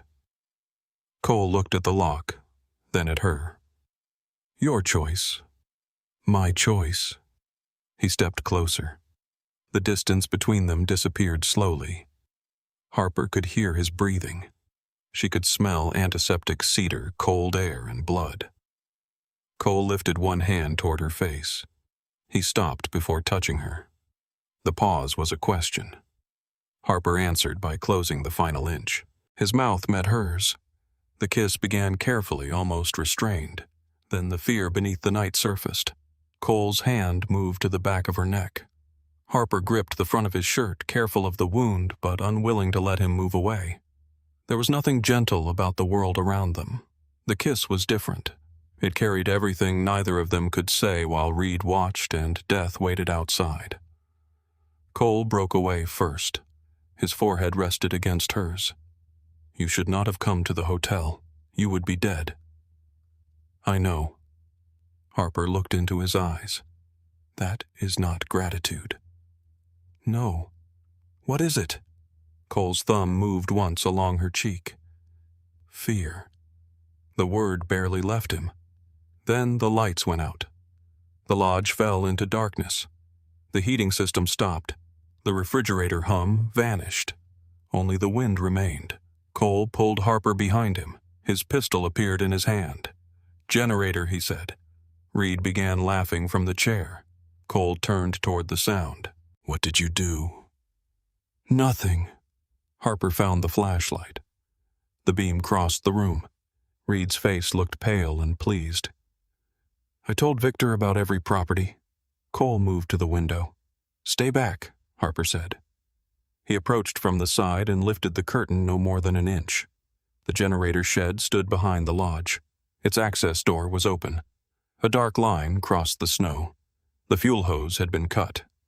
Harper moved beside Cole. How long ago, fresh tracks? She aimed the flashlight toward the floor beneath the window. Several sets of footprints approached from the trees. No retreating tracks. They are still here. A red point moved across the wall. Cole tackled Harper to the floor. The window shattered. A rifle shot struck the fireplace. Stone fragments scattered across the room. Cole covered Harper with his body. Pain crossed his face as his wounded side hit the floor. "Are you hurt?" "No. Stay down." Another shot entered through the broken window. Reed pulled against the ropes. "Untie me." Cole looked toward him. "I know their tactics. You invited them. I can help." Harper crawled behind the stone hearth. She opened the canvas pack and counted the ammunition. 2 full magazines, 1 partial. Cole reached her. "Any weapons in the lodge gun cabinet upstairs? Combination." "My father's birthday." Harper looked toward the staircase. The open path crossed 3 windows. "I will go." "No. You cannot climb quickly." "I said no." Harper met his eyes. "You open the door. Do not close another one." Cole looked toward the stairs, then handed her his pistol. "Keep low." Harper crossed the room on hands and knees. A shot struck the wall above her. Wood splintered across her hair. She reached the stairs and climbed beneath the railing. The upper hall was dark and cold. She found the gun cabinet inside a bedroom. The combination dial resisted from years of disuse. She entered the date Cole had given her. The lock opened. Inside were 2 hunting rifles, a shotgun, ammunition, flares, fishing line, and an old maintenance plan for the lodge. Harper took everything she could carry. She spread the plan across the floor. The building included a root cellar beneath the kitchen, a coal delivery tunnel, an old mechanical lift, and a service trench leading toward the forest. The trench had been marked unsafe. Unsafe was not the same as useless. Harper returned downstairs. Cole had overturned the table to create cover. Reed remained tied to the chair near the center of the room. "You left me exposed," he said. Cole loaded the shotgun. "You will survive if they still value you." "They do." A bullet struck the chair near Reed's shoulder. Wood exploded beside his face. Reed flinched. Harper placed the maintenance plan on the floor. "They do not." Cole studied the map. The coal tunnel was sealed. It connects to the root cellar. The far section collapsed years ago. "Can we reach the trench?" "Possibly. Then we create time." Harper showed him the propane lines. 2 tanks supplied the kitchen and heating system. The main valve entered through the cellar wall. Cole understood. "We fill the lower level and draw them inside." Reed stared at them. "You will burn the lodge." Cole looked around the room. The house contained childhood memories, family gatherings, and the last physical place untouched by the city. His expression did not soften. "It is wood." They prepared quickly. Harper tied fishing line across the rear hallway and attached metal pans from the kitchen. She placed hunting flares near the propane valve. Cole moved furniture into positions that looked protective but offered clear shooting angles from outside. "False cover." Reed watched. "You have never done this," he said to Harper. "No. You are pretending. I am adapting. You are terrified." Harper tightened the final knot. "Yes." Reed blinked. Her admission unsettled him more than confidence would have. Cole checked the rifle. "She hides it well." Harper looked at the tremor in his injured hand. "So does he." The first breach came through the rear door. The fishing line snapped. Metal pans crashed across the floor. Cole fired once through the narrow opening.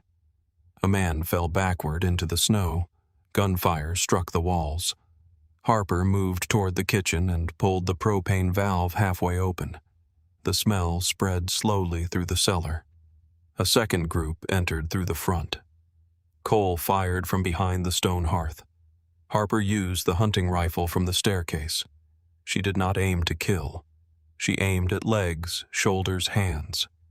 Anything that stopped movement. The lodge filled with smoke and splintered wood. One attacker crossed behind Reed. Reed slammed his chair backward into the man's knees. The attacker fell. Cole shot him before he could rise. Reed looked at his cousin. "I helped." Cole reloaded. You helped yourself. A shot struck the rope around Reed's left wrist. The fibers split. He began working his hand free. Harper did not see it. She was watching the rear corridor. A man appeared near the kitchen. She fired. The bullet struck the door frame beside his face. He pulled back. Harper moved to a better angle. Behind her, Reed freed one hand. He reached toward the floor where Cole's spare pistol had fallen during the first breach. His fingers touched the grip. Harper heard the metal move. She turned. Reed raised the weapon. She lunged. They hit the floor together. The pistol fired into the ceiling. Reed struck her across the face. Pain flashed through her jaw. He rolled on top of her and reached for the gun. Harper drove her knee into his side. He barely reacted.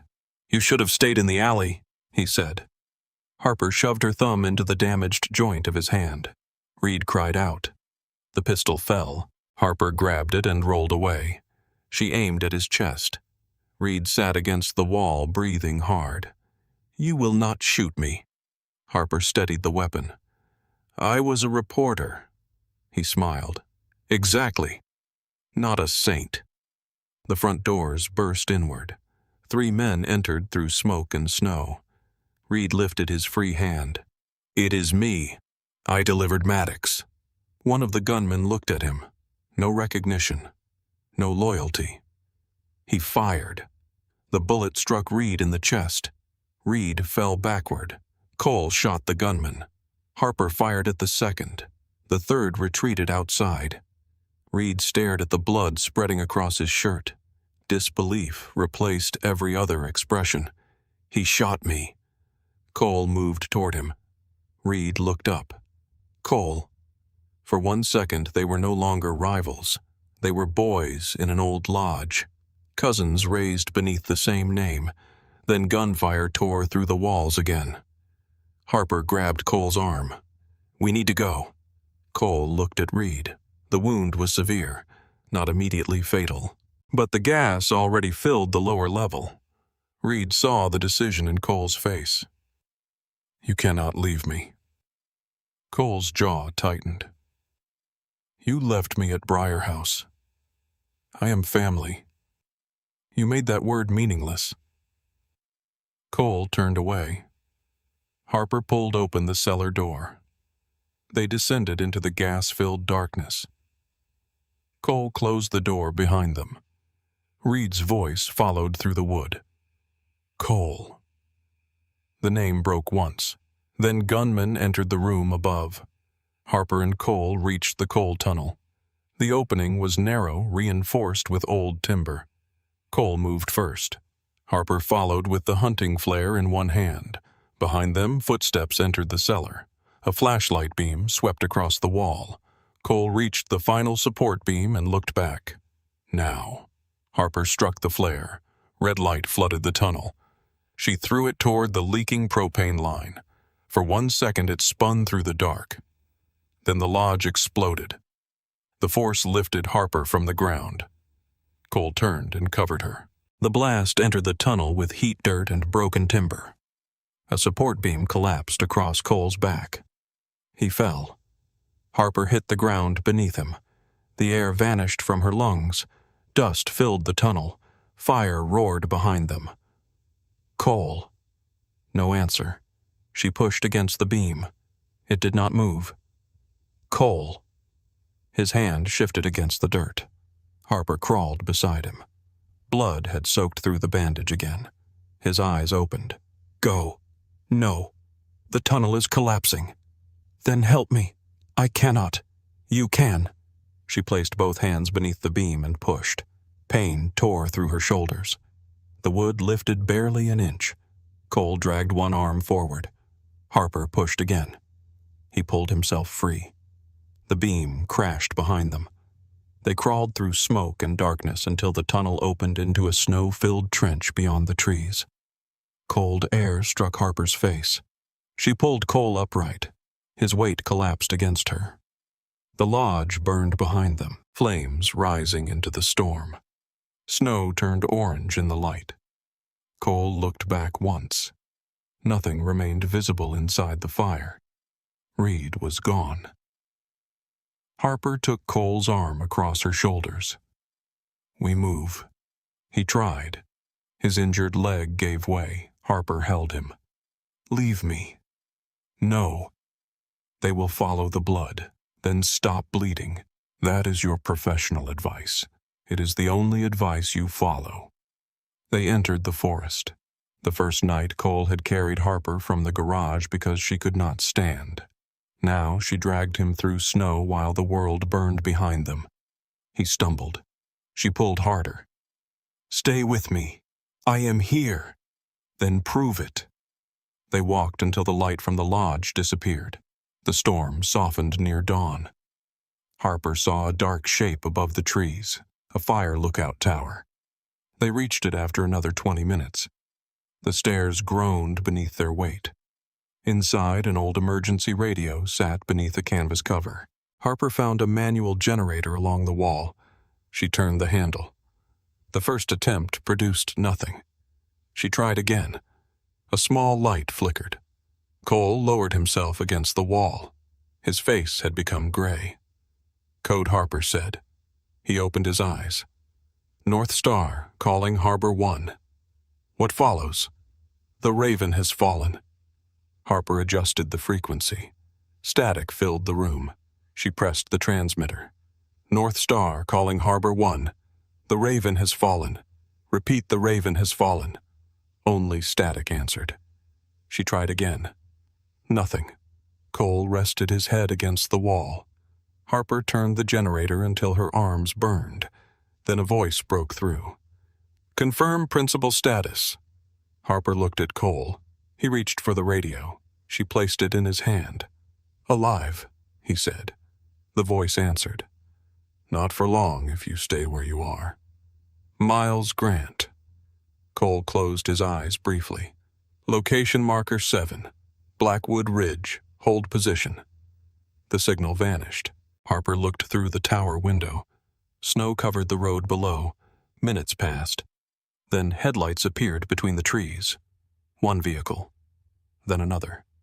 Then 4 more. Cole forced himself upright. Harper took Reed's pistol from her coat. "You think it is Miles?" "I think someone answered." That was not the question. Cole stood beside her, one hand braced against the wall. The vehicles stopped beneath the tower. Doors opened. Dark figures stepped into the snow. Harper raised the pistol. Cole placed his hand over hers, steadying the aim. "You broke into my car because you had nowhere else to go," he said. Harper watched the figures approach. "And now," his voice lowered, "now I do not know how to watch you walk away." The first man stepped into the light beneath the tower. Miles Grant raised both hands where Harper could see them. Snow gathered on the shoulders of his dark coat. His gray hair had come loose in the wind, and the deep lines around his mouth looked sharper than Harper remembered from the photographs in Cole's files. Owen Briggs emerged from the second vehicle. A white bandage crossed his temple. Blood stained one sleeve, but he moved with the same controlled precision he had shown inside the penthouse. Harper lowered the pistol. Cole's hand remained over hers for another second. Then his knees gave way. Owen reached the top of the tower first. He caught Cole beneath the arms before he struck the floor. "Medical team," Owen called. 2 men climbed behind him carrying a field stretcher. Cole tried to pull away. "I can walk." Harper looked at him. "No, you cannot." His eyes found hers. Even half-conscious, he managed to look offended. Miles entered the tower and studied Harper carefully. Her dress was torn. Blood had dried across her hands. Smoke darkened her face. Reed's pistol still rested in her grip. Miles looked from her to Cole. "Which one of you is in charge?" Harper glanced at Cole. Currently, Cole answered before she could. "She is." The room became still. Owen looked at Cole, then at Harper. No one questioned the decision. The medical team placed Cole on the stretcher. He caught Harper's wrist as they lifted him. "You come with me." It was not an order. Not this time. Harper slipped the pistol into Owen's hand and followed. They drove east before sunrise. Cole was treated inside the rear compartment of an armored medical vehicle while Harper sat beside him. A medic cleaned the wound, replaced her stitches, and connected fluids to his arm. Cole watched Harper throughout the procedure. She noticed. "What I am making sure you do not disappear. You have 6 vehicles around us." That did not answer me. Harper looked through the narrow window. Blackwood Ridge faded behind the snow. "I am still here." Cole closed his eyes. His hand remained around hers. 2 days later, the surviving Maddox captains gathered inside a fortified warehouse overlooking Boston Harbor. The storm had passed, but the city had not recovered. Snow plows moved through the streets. Police guarded Briar House. News channels called the shooting an attempted robbery during a private charity event. No one believed that explanation. No one had enough proof to challenge it. Harper stood at the end of a long oak table. Cole sat to her right. His side was bandaged beneath a dark suit. The injury had weakened his body, but nothing in his expression allowed the room to treat him as weak. Owen stood near the door. Miles sat opposite Cole. 7 captains filled the remaining chairs. Some watched Harper with curiosity. Others did not hide their hostility. A projector displayed the records from Elliot's memory card across the warehouse wall. Harper moved through the evidence slowly. Reed's access credentials, the summit floor plan, payments from Victor Shaw, the list of compromised guards, transfers to city officials, accounts connected to Nora Bell at the Boston Sentinel. No one interrupted until Harper displayed Reed's final payment. $3 million transferred through a Shaw company 48 hours before the summit. A captain named Frank Mercer leaned back. So Reed sold the family. Harper looked at him. Reed sold access. Shaw intended to kill him with everyone else. Another captain struck the table. He was Cole's blood. Cole's voice remained calm. Blood did not stop him. The man looked toward Harper. "And now we trust a reporter." Harper clicked to the next file. A photograph of the ballroom appeared. The 4 attack positions glowed in red. "You do not have to trust me," she said. "You have to understand the records." She could take those records to the federal government. I could. The room went silent. Cole did not move. The captain stared at Harper. "Is that a threat?" "No." "It is a fact." Harper placed a document on the table. Victor Shaw built his network because everyone around him believed fear was more reliable than structure. He bought officials. He bought newspapers. He bought Reed. He can buy more people unless the conditions that protected him change. Frank Mercer glanced at the document. What conditions? No civilian routes through Maddox ports. No weapons hidden inside medical or school shipments. No retaliation against families who had nothing to do with Reed. Any evidence involving public corruption goes through protected legal channels. Several men began speaking at once. Cole lifted one hand. The room quieted. A captain near the window shook his head. "She is setting policy now." Harper looked at Cole. She did not know whether he would defend her. He had promised choice. Promises sounded different inside rooms built on obedience. Cole leaned back carefully. "These are the terms." The captain's face hardened. "She is not family." Cole's gaze moved around the table. "The family's insiders sold us." No one answered. Miles picked up Harper's document. He read the first page, then the second. "The port restrictions will reduce short-term revenue." Harper nodded. "They will also reduce federal exposure and remove Shaw's largest recruitment tool." Miles looked at Cole. "She thinks like you." Cole looked at Harper. "No, she thinks ahead of me." The meeting ended without agreement. It also ended without rejection. In Cole's world, that was enough to begin. Harper spent the next 8 weeks inside rooms where no reporter had ever been invited. She traced Shaw's money through freight companies, private trusts, and construction accounts. She identified shell corporations by comparing addresses, signatures, and insurance records. Cole followed the people. He removed compromised guards and captains from positions of influence. Some accepted money and left Boston. Others agreed to testify. The men who refused disappeared from the organization without public bloodshed. Harper did not ask where every one of them went. That silence troubled her. Cole never asked her to pretend it did not.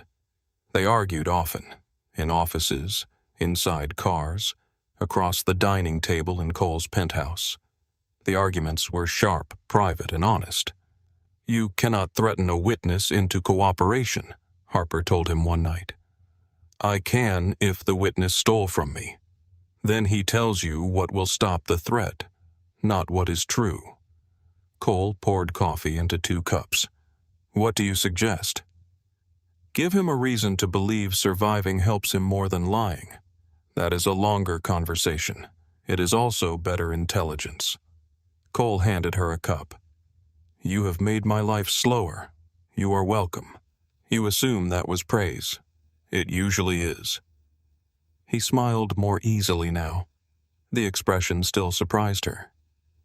Harper worked from her own office inside a secured building near the harbor. Cole had offered her a floor at Maddox headquarters. She refused. Instead, she created Reed Strategic Intelligence. Her name appeared on the glass door. Her accounts belonged only to her. Her contracts defined what information she would collect and what lines she would not cross. Maddox Maritime became her first client, not her owner. Cole signed the agreement without changing a word. When Owen suggested placing permanent security inside the building, Harper looked at Cole. He remained silent. The decision stayed hers. She accepted 2 guards during active threats and none inside her office. It was not trust without caution. It was trust with boundaries. Victor Shaw began losing his empire one account at a time. A city inspector accepted immunity and turned over private messages. A union representative disappeared into federal protection. 3 freight contracts were canceled after Harper supplied evidence to a state investigator through an attorney. Nora Bell was arrested before dawn at her Beacon Hill home. The Boston Sentinel released a statement describing her actions as a betrayal of the newspaper's standards. Harper read it twice. She felt no satisfaction, only exhaustion. The same institution that had destroyed her now pretended the damage belonged to one person. The newspaper offered Harper her position back. She declined. Instead, she wrote one final investigation under her own name. It exposed the officials who had protected Victor Shaw. It revealed the payments made to Nora. It cleared Elliot Graves of the crimes used to discredit him. Harper ended the article with a photograph of Elliot standing beside his daughter near Boston Harbor years before the accident. She did not mention Cole. That choice followed her for days. One evening she found him standing inside her office looking at the framed black button on the wall. It had once held Elliot's memory card. Now it rested behind glass. "You kept me out of the article," Cole said. Harper closed the office door. "I did. Do you regret it? I do not know." He turned toward her. She appreciated that he did not thank her. Gratitude would have made the choice easier than it deserved to be. "I spent my career believing the truth should be printed no matter who it hurt," she said. "And now I know information can expose a crime or create another one. Timing matters. Context matters." Cole studied her. "That sounds dangerous for a reporter. I am not working for a newspaper anymore." "What are you working for?" Harper looked through the windows at the harbor. "For the part of myself they tried to burn." Cole came closer. "Do I belong to that part? Some days. And the others? You are under review." His hand settled lightly against her waist. No force, no assumption. A question. Harper stepped closer. "You have improved," she said. "At what? Waiting for permission." "I dislike it." "I know." He kissed her. There was no gunfire, no blood, no locked door. For the first time, the kiss did not feel stolen from danger. It belonged to them. Victor Shaw attempted to leave Boston 6 days later. Harper found the vessel through an insurance record Elliot had hidden inside the financial archive. The cargo ship belonged to a company registered under the name of Shaw's dead uncle. It was scheduled to leave before sunrise. Cole's team intercepted Victor at the harbor. Harper arrived minutes later. Victor knelt near the edge of the pier with Owen's men surrounding him. Cole stood in front of him holding a pistol. Victor looked older than his photographs, not weaker, only smaller without office's officials and armed men between him and consequence. "You destroyed my city," Victor said. Cole's expression remained cold. "You confused access with ownership." Victor looked toward Harper, the reporter. Harper stopped beside Cole. Victor smiled. "You should have frozen in that alley." Cole raised the pistol. Harper touched his arm. "Alive, he becomes evidence. He ordered your apartment burned." "I know." "He killed Elliot." "I know." "He tried to kill you." Harper looked at Victor. "Then let him live long enough to lose everything where he can see it." Cole's jaw tightened. For several seconds, the harbor remained silent except for water striking the pier. Then he lowered the weapon. Federal agents arrested Victor Shaw that morning. The evidence reached them through Harper's attorney before the Maddox team left the harbor. Victor was charged with conspiracy, bribery, money laundering, and multiple murders. 3 months after the blizzard, Cole asked Harper to meet him near the alley where they first crossed paths. Spring rain darkened the brick walls. The snow was gone. Without it, the alley looked ordinary. Harper almost resented that. The black SUV waited beneath a repaired security light. She walked around it slowly. The rear door had been replaced. The windows were new. The body carried no mark from the night she entered it. "You repaired the lock," she said. Cole stood beside the hood. "You damaged it. I saved your life. You did both." Harper stopped near the passenger door. "Why are we here?" Cole handed her a black keycard. She looked at it. "Access to the SUV. Access to every vehicle I own. That seems irresponsible. It is deeply uncomfortable." Harper opened the rear door. A small velvet box rested on the seat. She looked back at him. "If that contains a tracking device, I am throwing it into the harbor." "It does not." Harper opened the box. A diamond ring rested beside a polished steel lock shim. 2 words had been engraved into the metal. "Your choice." Harper did not speak. Cole stepped closer. "The night you entered this car, I kept you because I did not trust you. You pointed a gun at me. You had broken into an armored vehicle. I was cold. You mentioned that." Harper touched the engraved words. Cole's voice became quieter. "Every day since I have asked you to stay because I do trust you. You rarely ask. I am correcting that." He lowered himself to one knee. Rain gathered in his dark hair. Harper stared at him. "I cannot promise you a quiet life," he said. "I would not believe you. I cannot promise I will never try to protect you badly. That is more honest. I can promise there will be no locked doors between us. No decisions about your life without you. No cages disguised as safety." Harper looked at the ring. "What are you asking?" Cole met her eyes. "Choose me." Her throat tightened. She lifted the ring from the box. "I have conditions." Cole stood. "Of course you do. Reed Strategic remains independent. Agreed. No surveillance inside my office." He hesitated. Harper waited. "Agreed. No one calls me your property. I may call you difficult. That is accurate."